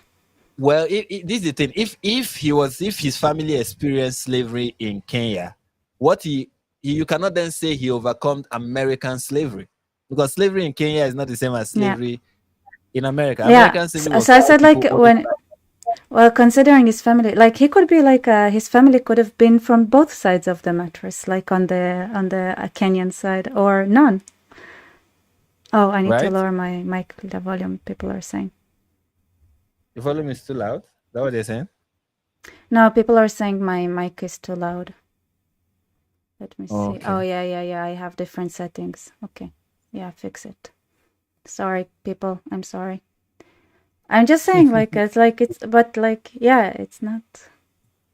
I understand what you're saying. And for somebody like him to make it to the US, it's safe to assume, or for his father to make it to the US, it's safe to assume in a way that maybe he has nothing to do with it. Because in Africa here, many people who are affluent of like wealthy, we are most likely not descendants of slaves, or we are slaves themselves. Like in West Africa, for example, I am very sure that my ancestors 4 generations ago, we are not slaves. I am very sure that we are not slaves, even though I cannot really give you, this is the family tree. But there are certain things you see and you're like, nah, they are not slaves. We know people who we are like second-class citizens kind of amongst us. We know who they are. Like, we have a name for them in Igbo culture. And Igbos who are listening to me know what I'm talking about, right?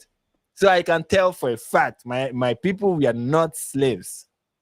And I'm very sure you might most likely find the same thing in other parts of Africa. You know who this person looked like back in the day.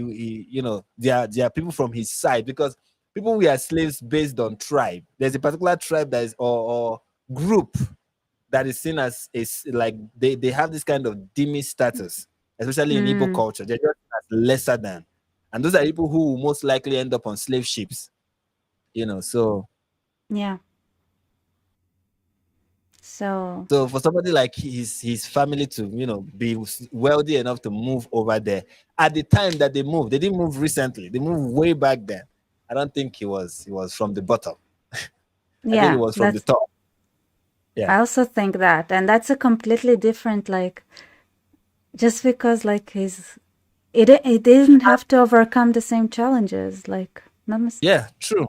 And another thing is, when it comes to identity politics in America, it was Barack Obama's playbook. That was his winning strategy. Identity politics.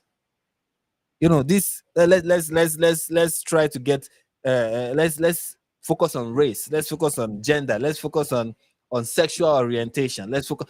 It was his playbook. I know liberals will never admit to this. They would rather become destiny than admit to this, but it's the truth. These are things that if you want to let's be honest with ourselves, and let's say the truth about how each part of the political eye have contributed in the current condition that we find ourselves in the country. These are some of the things that needs to be said, that needs to be admitted. Like, look, he started identity politics. It was his playbook to becoming president and winning again. He was also in that when he was in university. He said? He was also into that when he was in university, when he was a student. He was also into identity politics and everything like that. And like American culture is black culture. That's a quote from him. And we need to assert that. It needs to be affirmed. Yeah.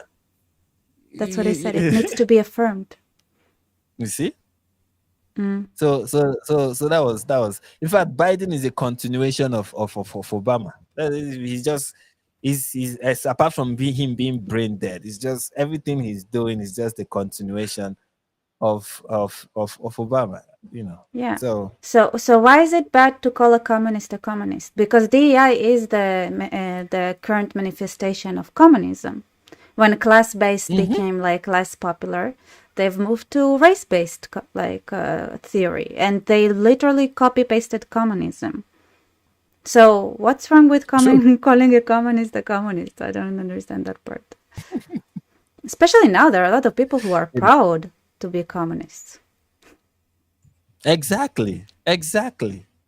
You have people like Bernie Sanders in your party. These are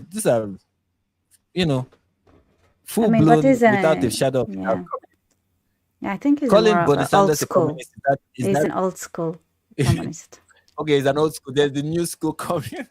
Yeah.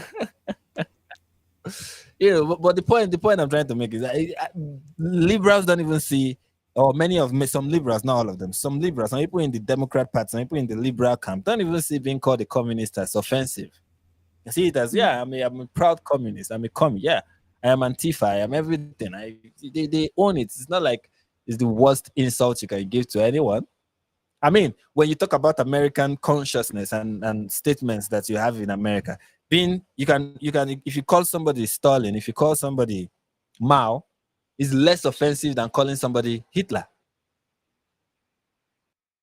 Yeah. In fact, it might that's be the thing is like, but that's the thing. They didn't call him Stalin. They just said he's a communist.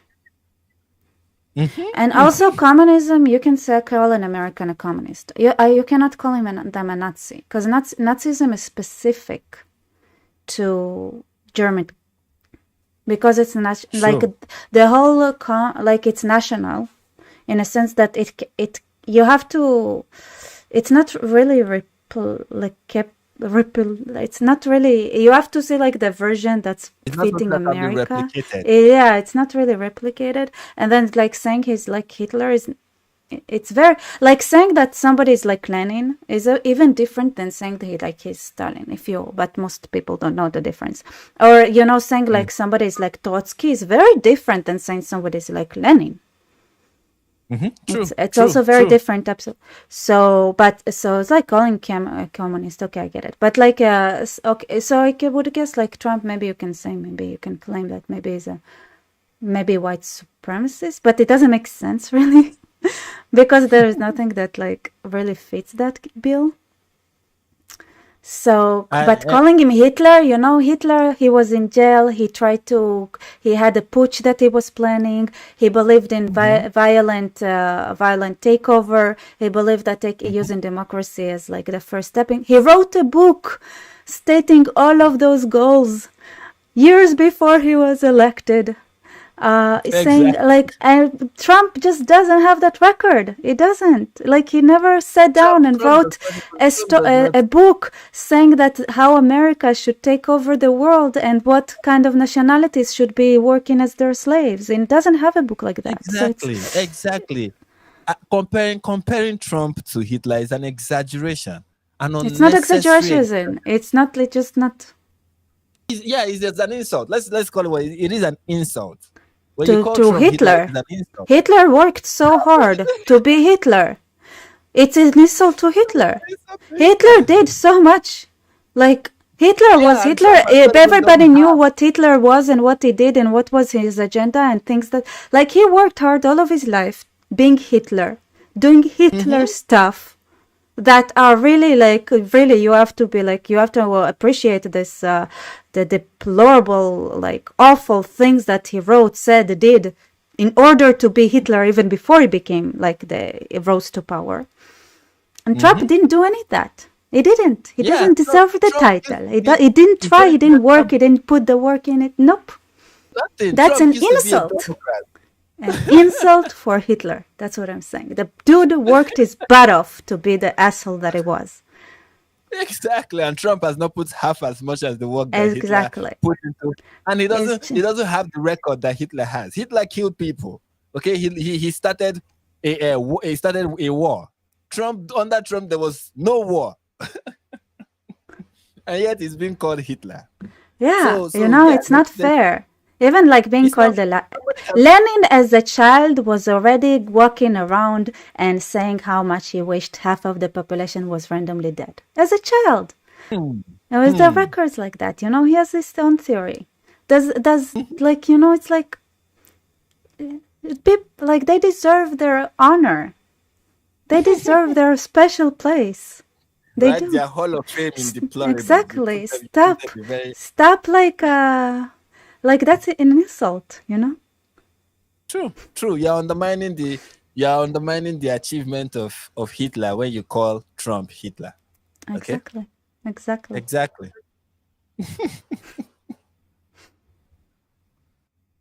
Also, Hitler was a complete loser, right? Like, other than his theories, just like Karl Marx was, like, other than his amazing theories, he was a complete loser. You engage in this type of rhetoric, and when you turn the temperature up over and over and over and over again, there is absolutely no room for you to be shocked or surprised. And there certainly isn't room for you to ask for sympathy. But you say you don't want anybody killed, and yet you say, I don't think I have much sympathy about the attempt to chastise people celebrating it. It's people celebrating the near assassination of Donald Trump. If you can't find it in you to chastise people who do that, aren't you just as despicable as the people you've just spent the last 2 minutes haranguing? No, because they've led the way. This is the environment that they've created. So you think behaving like the people you think are despicable is the correct course of action? Not about behaving like the people who are despicable would be leading that type of rhetoric. It would be denying every single bad thing. How many times as a liberal? How many times as a liberal have you been on a show? Not you in general, but like a liberal been on a show and you've been forced to disavow all of the BLM riots, disavow all of the violence, and blah blah blah. And then you talk to conservatives about January 6th. That's good. January 6th. Pause. He said liberals have had to disavow BLM. Did they? Did liberals disavow BLM? They were in support of the riots. They didn't take their words back. What's her name? Is he Matt? Was he supporting BLM, that lunatic? Him? I'm not sure. I know he wasn't. Yeah, like they weren't liberals. Why would BLM support liberals? Like why would liberals support BLM? Obviously, vice versa doesn't work either. And many liberals were in support of it. When they were doing the riots, they called it a mostly peaceful protest. They were in support of it. There was no disavowing of BLM. Maxine Waters. I remember Maxine Waters, and she was like, "How are you?" Anyway, I remember Maxine Waters, and the thing she said was like, let's go there, let's give them whatever it is that she said, and what she declared, and how she was in support of the protest. Kamala Harris was like, any person who was arrested during the protest, she's going to help them secure bail. That is not disavowing. That is not distancing yourself from people who were burning the country to the ground. No. Yeah, I know he did not. So why does it even bring it as an example? No, he's trying to say Democrats were called upon to disavow BLM. And he's making it look like they did in fact disavow. No, you did not. Many of the things that Democrats have been called to do to disavow in American politics, most of them, they do not disavow it. Is it that they do this? What about the other side? Or they just completely say no, that it is justified? And who is calling them to disavow it? But actually, I think when controlled by leftists, is it the media that is like even giving them opportunity to support the nonsense that they're? I mean, CNN is in support of BLM. Kamala Harris is in support of BLM, and then Kamala Harris goes to CNN to do an interview, and it's CNN that will tell Kamala Harris to disavow BLM. Like, how is it going? I don't know if you understand what I'm saying. They are all in it. Who is telling who to say disavow what? They are in their echo chamber that they all control major institutions, especially in the media. Who is telling Kamala Harris to disavow BLM? Who has ever told Biden to disavow BLM? Who has ever told Nancy Pelosi and all those politicians to disavow? When I want to see a clip of anybody in an interview with Kamala Harris and any of these persons telling them to disavow anything. Nobody. It has never happened. They make false reports. The media, the left-leaning media will make false report about an incident. The actual fact of it will come out, and they will just stylishly distance themselves away from that news. No disavowment, nothing, no correction.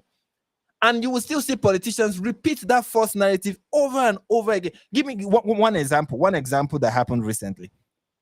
I think last year, Trump said that if he was not elected, he was talking about the manufacturing industry, like how the manufacturing industry is dying. The auto manufacturing industry in America is dying because, factories are being built in China, they are being built in Mexico, and they are then imported into America. And these are not American-made products, and the manufacturing industry in America is dying. And he was like, when he's president, he's going to change any of this, and he's going to give them high tariffs to make sure that they have factories in America, and the auto manufacturing company in America, the industry will get revived under him.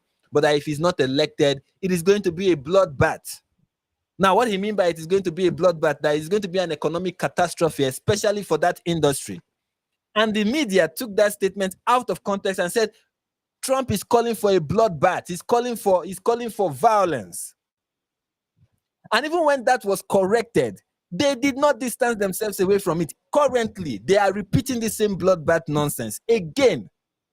I did a shot recently of them repeating it just after this shooting. They are like, we must remember that Trump also called for a bloodbath, which is them misquoting him, misrepresenting him. Have they distanced themselves from that? No, they've not. I remember Kai Rittenhouse. I don't know, people who are familiar with BLM. Kai Rittenhouse was somebody who was trying to defend himself. When a mob was trying to kill him, he had an AR-15. He used it to defend himself, killed, I think, 2 of the people who were trying to kill him. One of them attempted to use a skateboard to on his head, tried to get the gun he was holding from him, and actually they were planning to kill him, just like they've killed countless people during the BLM riots. This guy defended himself, and they were calling him on TV a white supremacist who went out looking for people to kill. The media was repeating this lie over and over again, and even after the fact, this guy had to sue them. And despite that, there are still people today on the left, till date, who believe that Kai Rittenhouse was a white supremacist who went out during BLM riots looking for black people to kill. Wait, you think that white people should have human rights? Somehow I believe that. Can you imagine? So, I mean, sure, why? But why though? Talk of this, my issue is this talk of liberals or Democrats disavowing what? They've never disavowed anything. They double down. Even he talked about COVID. Why? Can I ask you a question? Okay. Okay, because it's funny, but to me, because I just like thought, like, I'm from Israel, you're from Nigeria. Okay. Or how does it affect you as a Nigerian, the fact that the Americans are so out of it right now? The way I see that it affects me is that whenever they elect whoever they elect, there are many things about American politics and social life that I think affects Nigeria in a lot of ways. One is, culturally speaking, anything that America does, they are the greatest exporters of culture, right? They are the greatest exporters of culture. Now, there are other people in other places in different cultures who are not affected by American culture because they have theirs and they celebrate theirs and they promote theirs, and they don't feel the need to align themselves to foreign cultures that they see on TV or whatever, or they see on the news. But Nigeria is not one of those societies. Nigeria is that society that wants to copy the West. They do. Okay, every issue that you see in the West, we have our version in Nigeria, and I know where it is coming from. Whenever I see it, I'm like, I know where this is coming from. You people are copying something. Our politicians do certain things, and their excuse for doing it is an American politician did it. I don't know if you understand. So I get it. So that's one. That is one. Second is foreign policy. Well, whoever they elect, or whatever the person, the foreign policy that the person is going to come up with is going to affect me. It definitely, especially when you're living in a third world country, you cannot ignore the fact that American foreign policy is always going to affect you. It's just how it is. So. It's interesting to me, like, in what ways, like, first of all, Nigeria has a lot of oil, so of course America is gonna be having fun there. I mean, like, just looking at their track record, no offense, America, I'm sorry. Just a pattern. Okay, I'm sorry. It's something that I noticed happening a lot. So I'm sorry for assuming. I'm just so. So correct me if I'm wrong. I'm just assuming. Especially in West Africa. What you're saying is not wrong. Especially in West Africa, foreign interests, American foreign interests in West Africa. You cannot secure that if you lose Nigeria, because Nigeria holds a very huge influence in West Africa. So if you want to protect American interests in West Africa, you need Nigeria on your side. Nigeria is a very not just even West Africa. I would even say the whole continent. Nigeria plays a very significant role in the whole continent. Yes, when people want to visit, they go to South Africa. But the truth is, Nigeria holds a very, of course. We already checked. It's hard to get to Nigeria. Please, let's not bring that up right now. So Nigeria is a very significant player when it comes to international politics, especially when it has to do with Africa and when it has to do with West Africa. So any person who wants to secure whatever interest they want to secure in Africa will have to go through Nigeria in a way. So you cannot really ignore the continent. I mean, you cannot ignore Africa. Africa is super rich. Yeah, you cannot ignore the continent. I mean, people don't know this about Nigeria, but we are the largest black nation on the planet. Like, the largest nation. More than 200 million people. 200 million black people are living here. No country has that population of black people.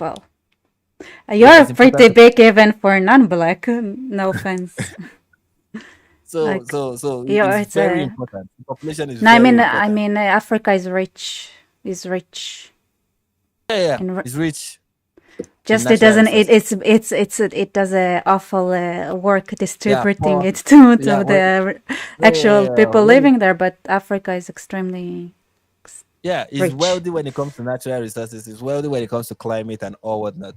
It's terrible when it comes to government. It's terrible when it comes to other things that I would not want to mention right now. But government especially, that's one I always focus on. Like the government in Nigeria or in Africa as a whole is just horrible. Horrible. Jax is sending her compliments to us. We are both on fire. Thank you, Jax. Thank you. What an enjoyable stream. Two powerful voices. I know, we're fun together, right? Maybe we'll do another live stream if God permits. Aw. What? Like, duh. Anyway. So to the point that Destiny is making, this is what he's saying about liberals not being called to disavow. They've never really disavowed anything. And even when they disavow, they do it half-heartedly, like Biden is doing. Right? So there is that. Yeah. And he's representing one thing by Destiny is perfectly doing. Perfect. If that's what he's trying to achieve, I think he's doing it wonderfully. He's perfectly representing the toxic nature of politics in America. He's perfectly representing it. Perfectly. If that is what he wants, if it's like, oh, my goal is to perfectly represent how toxic, people in politics have become, he's doing that. So that was a very passionate. It's true. I think Americans it's the biggest problem. Which have you seen? Now that Trump elect. Okay, I actually had two things that I wanted to say, but I'll start with this first one because I just remembered that the VP that he had selected, J.D. Vance. So actually, there is a speech now that's going on, and that he said that America should reevaluate the way they want their allies to be. Do they want them to be completely dependent on them, or do they want them to be on the same, independent, strong allies that are sometimes there is going to be a conflict of interest, but you can trust them, and we have like general, let's say, value system. And I was like, oh my God, he brought it up. He finally brought it up. Yeah, like, what kind of allies do you want? What kind of allies do you want? When you talk about foreign policy, is a very good question to ask. Yeah, go ahead. Sorry. Yeah, I feel like it's the first time I heard it, and it had to be said, because I think because America had a tendency to actually like completely like come from above, and to the point where, to their detriment, where they elevate those who depend on them and hurt those who share their values but are independent. Or try to be independent. Exactly, and they just want puppets, but they push it so hard, it comes back around to bite them. If somebody's so independent, it's gonna, at some point, you're gonna collapse from it yourself, because how much can you carry? Like, how much can you carry? 100%. 100%. So this is where America is right now. And when I said it, I said, like, this is exactly what America is suffering from. They had took more than they could carry, thinking that they want people, the allies, to be completely beneath them, completely dependent on them. And by that, they have become weaker themselves, because how much can you carry? How much can America do? And I was listening, it was like, I cannot believe that this is the first time, or at least to my knowledge, that somebody's finally saying that. Thank goodness. Yes. I love him. And there was this point. Like, what kind of allies do you want? Because sometimes American foreign policy is essentially weakening their allies so that they can be dependent on them. Yes. And the thing is, because America and of course the Bidens and everybody, they have business everywhere, personal business, and they want their interest points, right? Those who control resources, that they would have access for their own businesses, right? Through those people. So they want, if they're independent, then they don't need them. So who are you gonna bribe? They cannot bribe independent person. You can only bribe those who are beneath you. So this is incredible, because this is the thing. This is why the elites were cooperating with that, because that was in their interest. It was against America's interest. It was taking too much on America, but it made it easy for their own private business to do business wherever they wanted to do business. True. So it was true. Like when your allies are weak or in a weaker position, it makes there are advantages to it. Let's be honest. There are advantages to having weak allies. One is negotiation is easy. Okay, it's very easy to negotiate with somebody who you are in a better position with, right? They're going to take whatever you give to them at the end of the day. So is it really a negotiation? Is it just an exploitation, right? We can always say, oh, this country agreed, they were not forced, but they were in a bad position, a position that you somehow contributed or even created, So, yeah. What kind of allies do you want? Do you want allies that are equal with you, that you can have a real negotiation with, and not the ones that you're just going to be, you hold all the cards and then they just have to bow down to you, essentially. Yep. And the other thing that I wanted to mention, because that about renouncing. So I'm pretty sure that I actually saw that there was a real far right, but I mean, I don't think a party that calls themselves socialist nationalist are right wing, because right and left is actually first and foremost is mostly economic, but it became agreed upon in our speech. So whatever, actual far right, actual nationalist that were supporting Trump. I'm pretty sure Trump. I saw it Trump renounced them, and he said, "We don't want your votes. We don't want your votes." He said that we don't want your votes. And as always, the media will undermine that and make it look like it didn't happen. You know how many times they've repeated good people on both sides, good people on both sides. Trump said good people on both sides. You know how many times they've repeated that statement as if Trump was endorsing Nazis. That's what the media does. And then when Trump is like, no, I do not support this people, it is always taken out of context, downplayed. I mean, the guy, I understand the conservative standpoint. The conservatives have been the victim of the institution just being against them, vehemently against them for a very long time. This idea that it is Trump that is raising the temperature. Is it really Trump, or is it really the media that is controlled by the left constantly raising the temperature? Who is really raising this temperature? It is the media. And who is controlling the media? It is the left. Yeah. I love that conversation that we have now, especially in Israel, but in general, is for years, decades now, the left had collaborated all over the world. Mm-hmm. And it's time for the right, the nationalist people who actually believe in borders, to also collaborate all over the world. A little bit counterintuitive, but it's let's agree all that we want to have our borders and respect their amazing. Let's find all those people and start collaborating, because you need that global cooperation, no matter what side you're on. Yeah, that's true. I agree with that. Let's see what more Destiny has to say. Oh, conservatives disavow January 6th? Wait. First off, there's an entire cultural machine that has lied.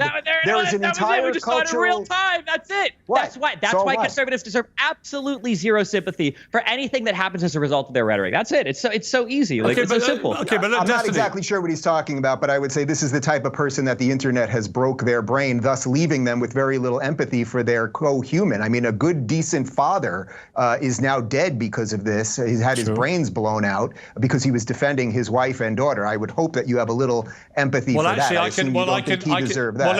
let me jump in there, because we have a clip of what Destiny has said about that very thing. Let's listen to this. Fuck it. Fuck the dude, the firefighter guy. Fuck Trump. Fuck the people that support him. I just want you to know, okay, just in case you're confused or it seems like I'm, whatever. If one of you were in the crowd and you're a conservative fan of mine and you end up, getting blown away or whatever the fuck, I'm making fun of you the next day on Twitter. I am 100%. I mean, I got to say, I just found that repulsive. Can you imagine that? Destiny. I wish that there is no room. There is no room for the hand wringing, and I will not participate in this anymore. Oh, it's not hand wringing. In the hand wringing. No, it absolutely is. No, it's just that you are positioning yourself. So well. No, but Destiny, let me explain to you. Where conservatives can say anything. No, I'm not a conservative. They can have any conspiracy theory. I'm not a conservative. They can have any plot. They can do Wait, I want to say something unrelated. You guys, I'm sorry that you have the volume is gonna be like uneven because I keep moving in my chair. I really should get a comfortable one. Sorry. Also, I changed the volume again because I don't know which one. Like, I changed the volume now. I just like compromising, but just in general. Okay, let's continue. Yeah. But see, in response to in response to some of the things he said, you can see what he said during his live stream, his own live stream, when he was talking about the guy who was killed, who is like, screw the guy, screw Trump, screw any of you who are viewers of mine who support Trump. If you get killed, screw you. I'm going to make fun of you. This is another thing I want to mention. This is not out of character for Destiny. Like, people may think this is the first time Destiny is doing this, but actually this is not the first time. Okay, I don't know if you remember Aaron Bushnell. Oh yeah. That guy that set himself on fire.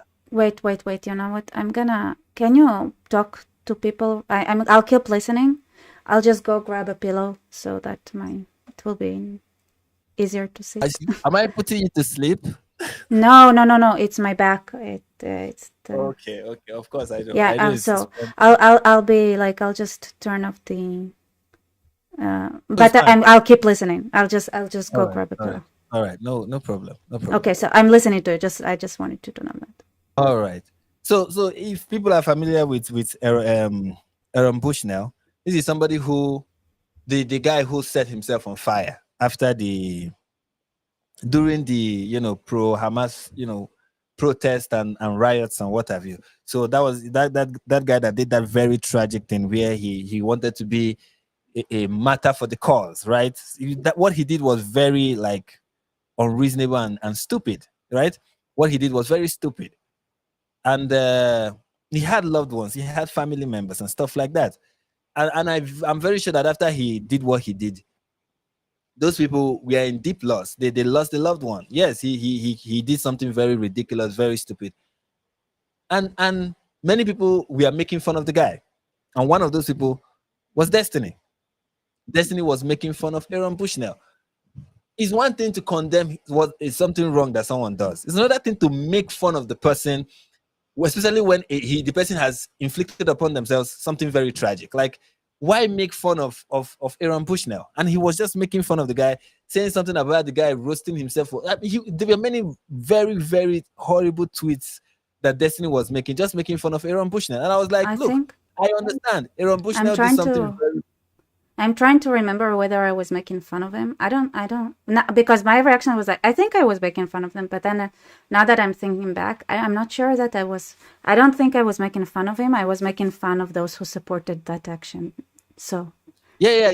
No, you can. There are certain things when we want to make fun in public. But by the way, he was a Nazi, a real Nazi. Yeah, he was. I'm not saying he's a great guy. Aaron Bushnell was not like exemplary citizen, the best of humans. Yeah, he served in the military, but it doesn't mean he's like a wonderful, awesome person. But what he did to himself and that incident is still very tragic. Yeah. Because this is somebody where I see Aaron Bushnell is somebody who has bought into an ideology so badly. He has been brainwashed.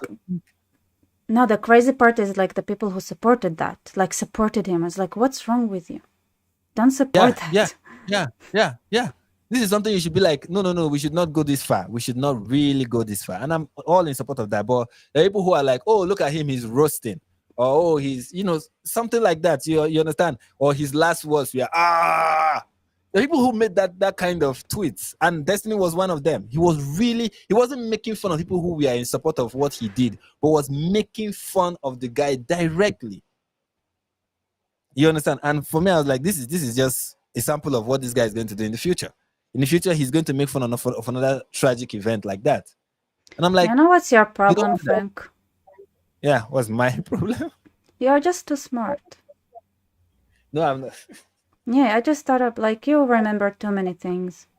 You know too much. You're not supposed to remember. I think and then you have like a tendency to not like logical fallacies. I think it goes against you. It's really hard to find a clout like that, I don't understand. I didn't get what the last part you said. Sorry. No, I'm just saying that it's kind of, it makes it less fun because like you cannot like ever go full volume against your enemies because. Nor should you anyway. Nor should you. Sometimes it's even look. Let me tell you the truth. When I saw what Destiny was doing on Twitter, after I saw it, my immediate reaction was to log off Twitter and go for a walk myself. I was like, you know what? I think I've had too much internet for the day.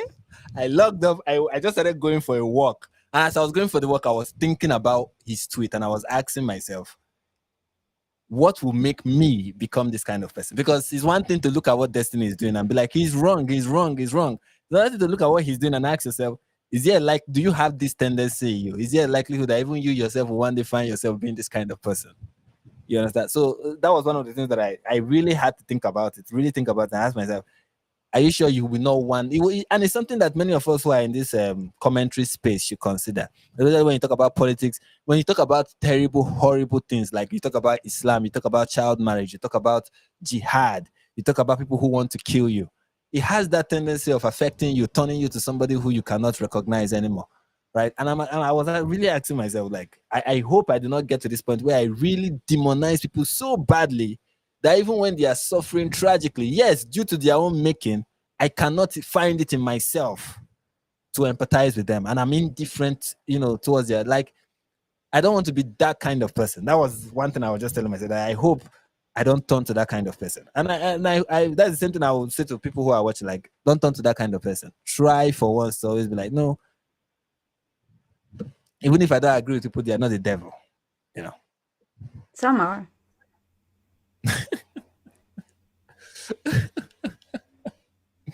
No, Well, they're I'm not. just So, being the devil's something advocate. I believe some people are demon possessed. I will not even think twice to call certain people demon possessed. I believe some people are really possessed by something. They should really go for deliverance. They should go to the nearest church, have holy water and anointing oil sprinkled on them, and really, people say, "Come out in the name of Jesus." They really need deliverance. Okay, but I will not say people are demons. Okay, I don't think I will go that far. I agree. Destiny definitely doesn't fit the bill. So yeah, He's not a demon, but some he's people not. are demons. He's not a demon. He has the No, boy. Destiny is not. The demon that has possessed him is like all these baby demons. They are not really. They're not the.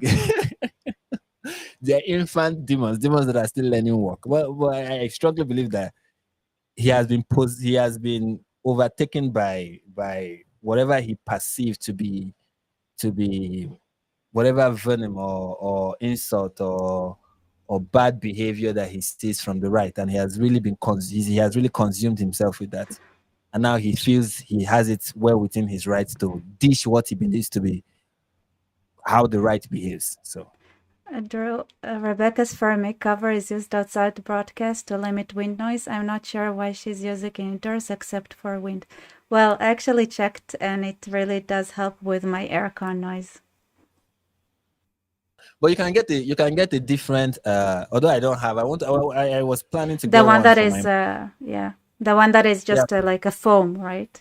a foam instead of Yeah, I the don't have it. February. Yeah, I just checked how it sounds like and I was like, okay, so you can really hear the air conditioning if it's without that. So I just put it on.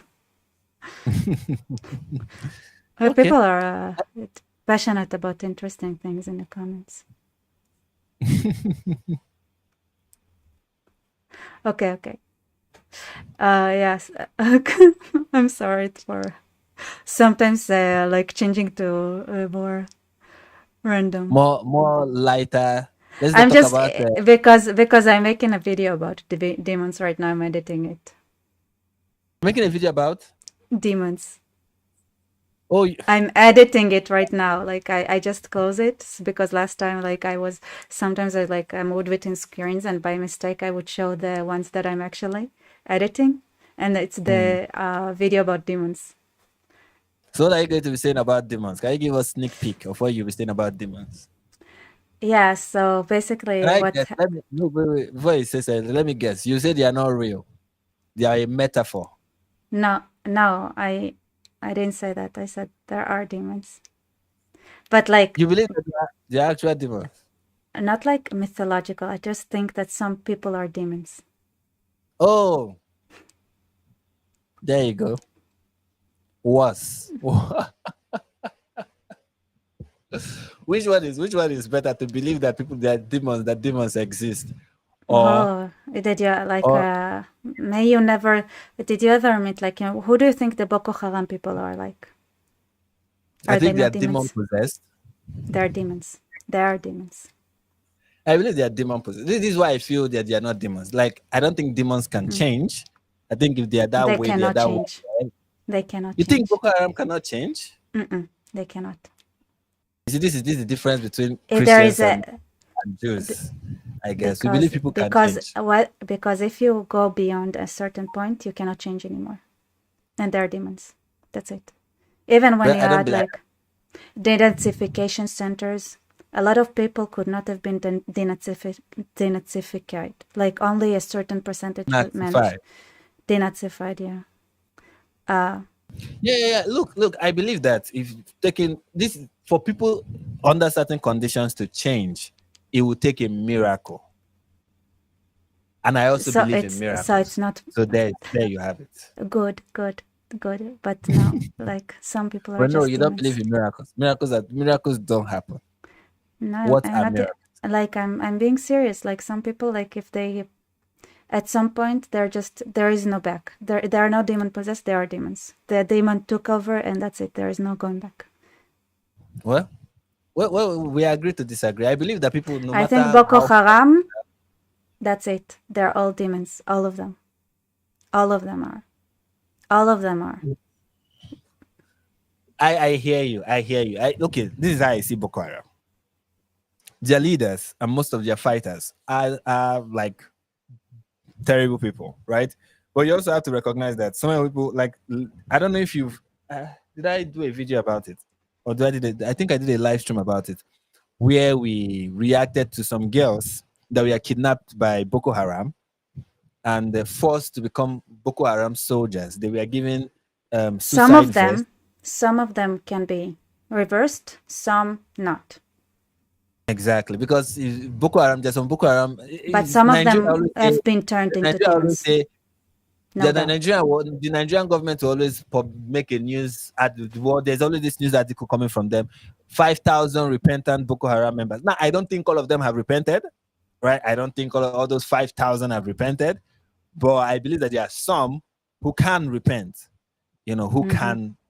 Yeah, but I don't think this is the reason why I don't think many of them have repented, because in Nigeria there is no incentive for them to repent. There really is none.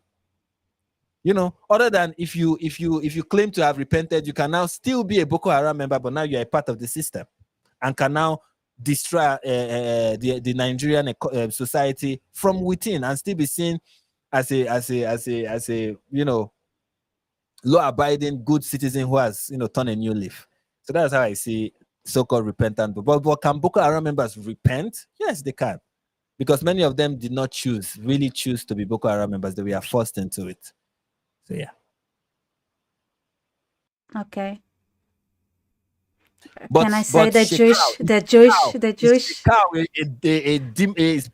If you want to call Shekau the leader of Boko Haram, if you want to call him a demon, I would say, yeah. Let's say 99% of them are demons, and if you grow up with, let's say, Jewish thinking, then you know what the thing is like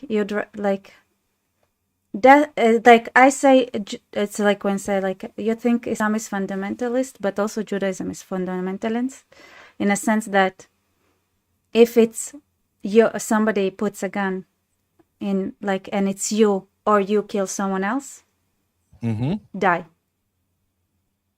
Okay. Die. That's the thing. In that case, die. Just. Okay. There is no such thing as no choice. I get it, but imagine where the person who is faced with that choice is 17, 16, 15, 14. Okay, it's different. Wouldn't you agree? Depends, but they should just very. It's because there is another aspect of that. There is the brain damage that is being done, and once there is a brain damage, a lot of times there is no way back. I agree with you to some extent. I really do. It turns out that I'm the one who likes to make excuses for people, and then you are the one who doesn't make excuses. This is why you're Christian and I'm Jewish. And then when it comes to Kanye West, you're like, there's something mentally wrong with him. You know? Because Kanye West, okay, because it's different. You know what's the difference? The difference is that he's mentally ill. No. That's not the difference. The difference is the quantities and the strength of the society they're in. Okay.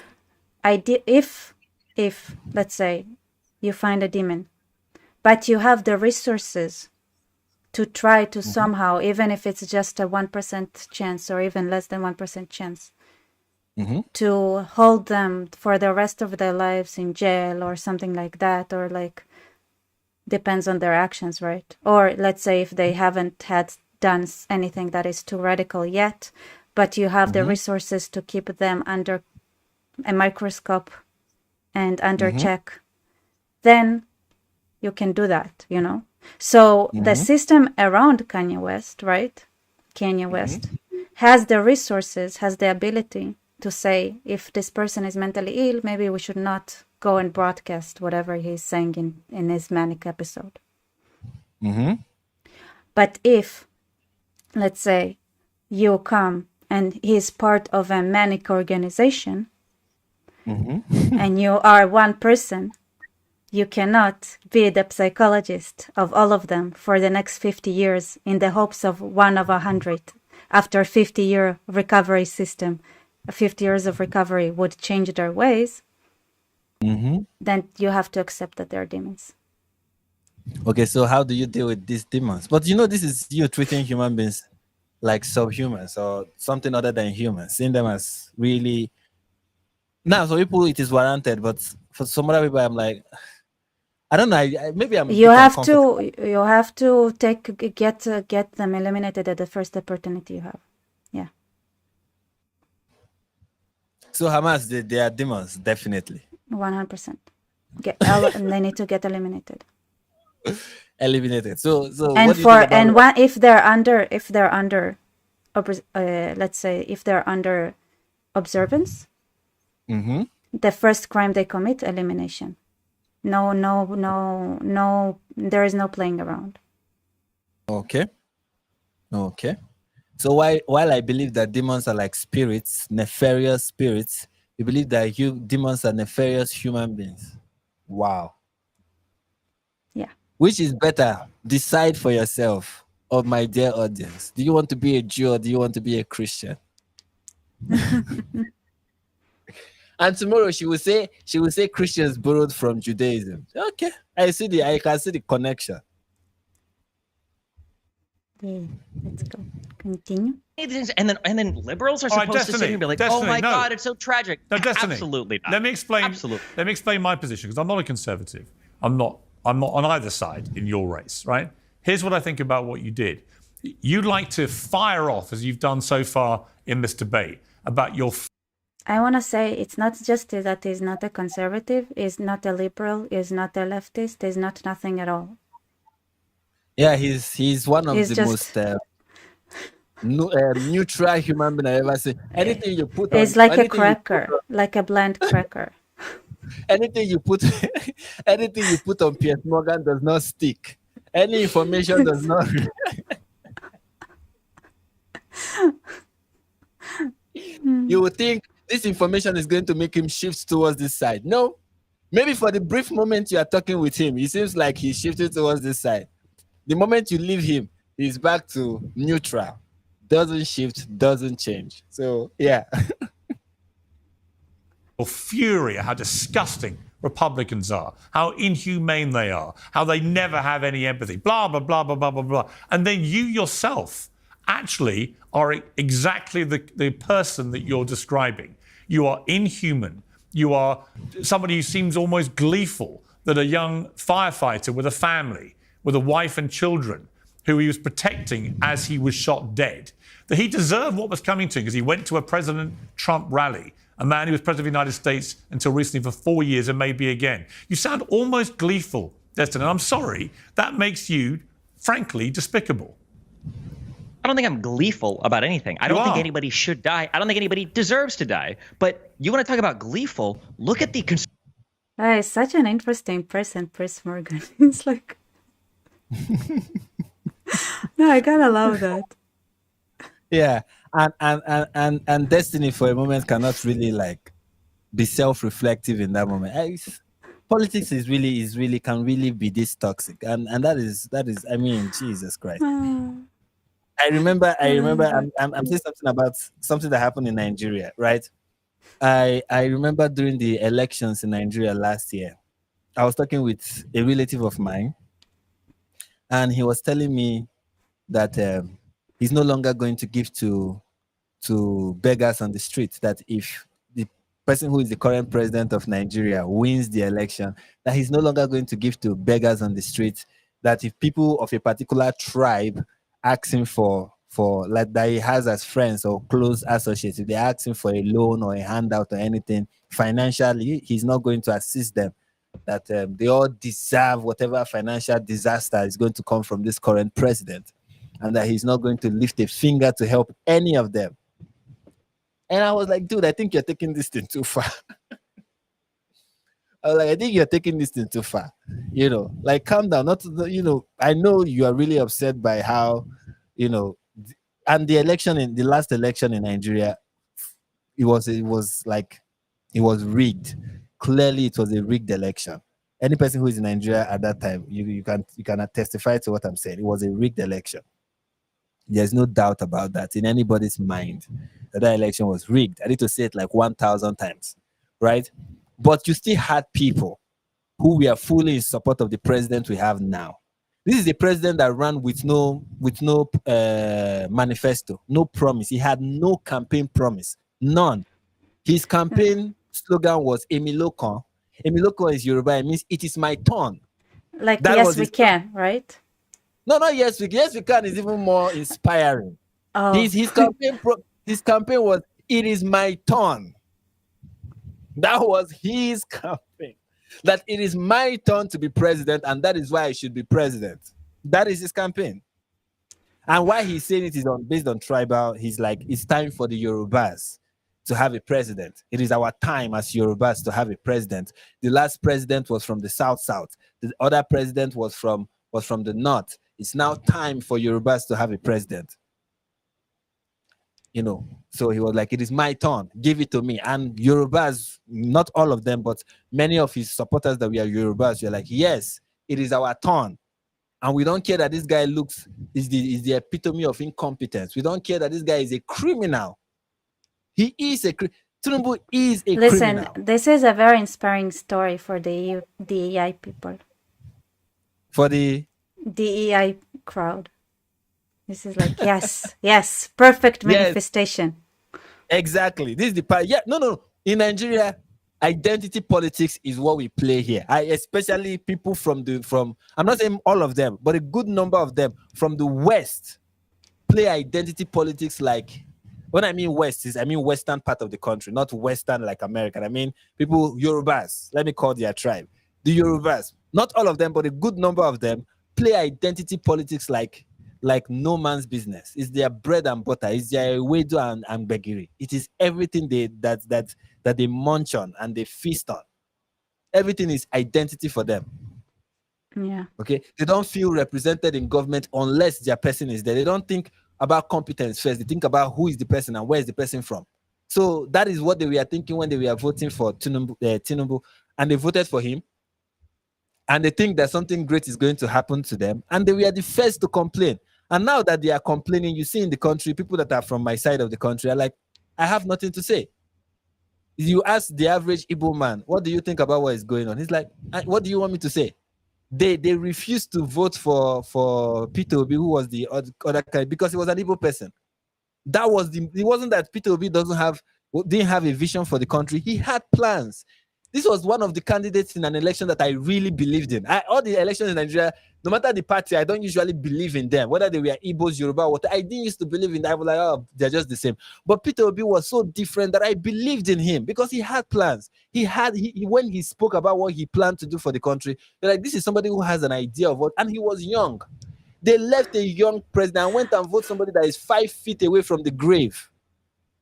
Somebody who has fallen so many times. You know how Joe Biden falls? That is how Tinubu has been falling.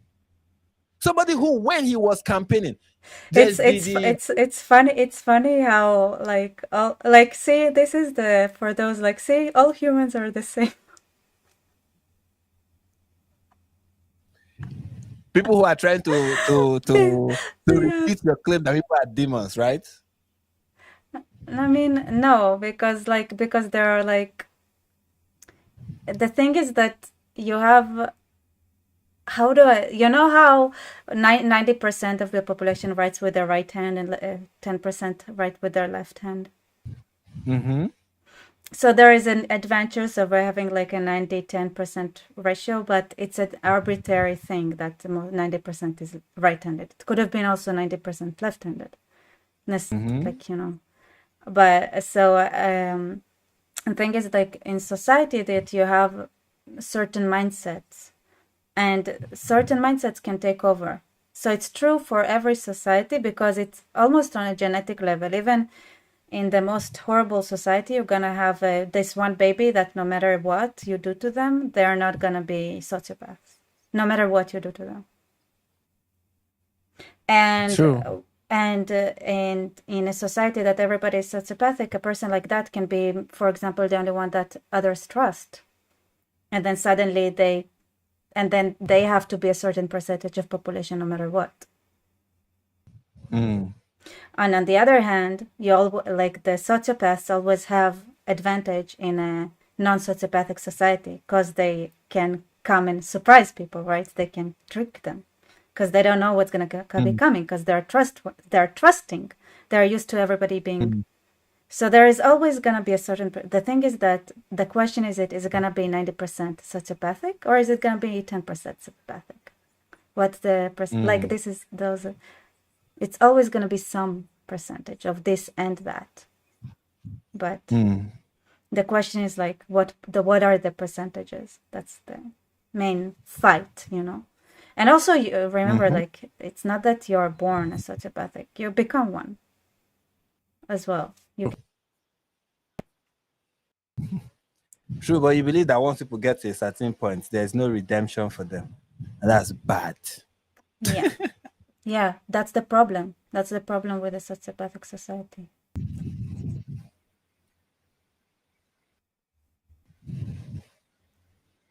Yeah. Conservative response to Pelosi.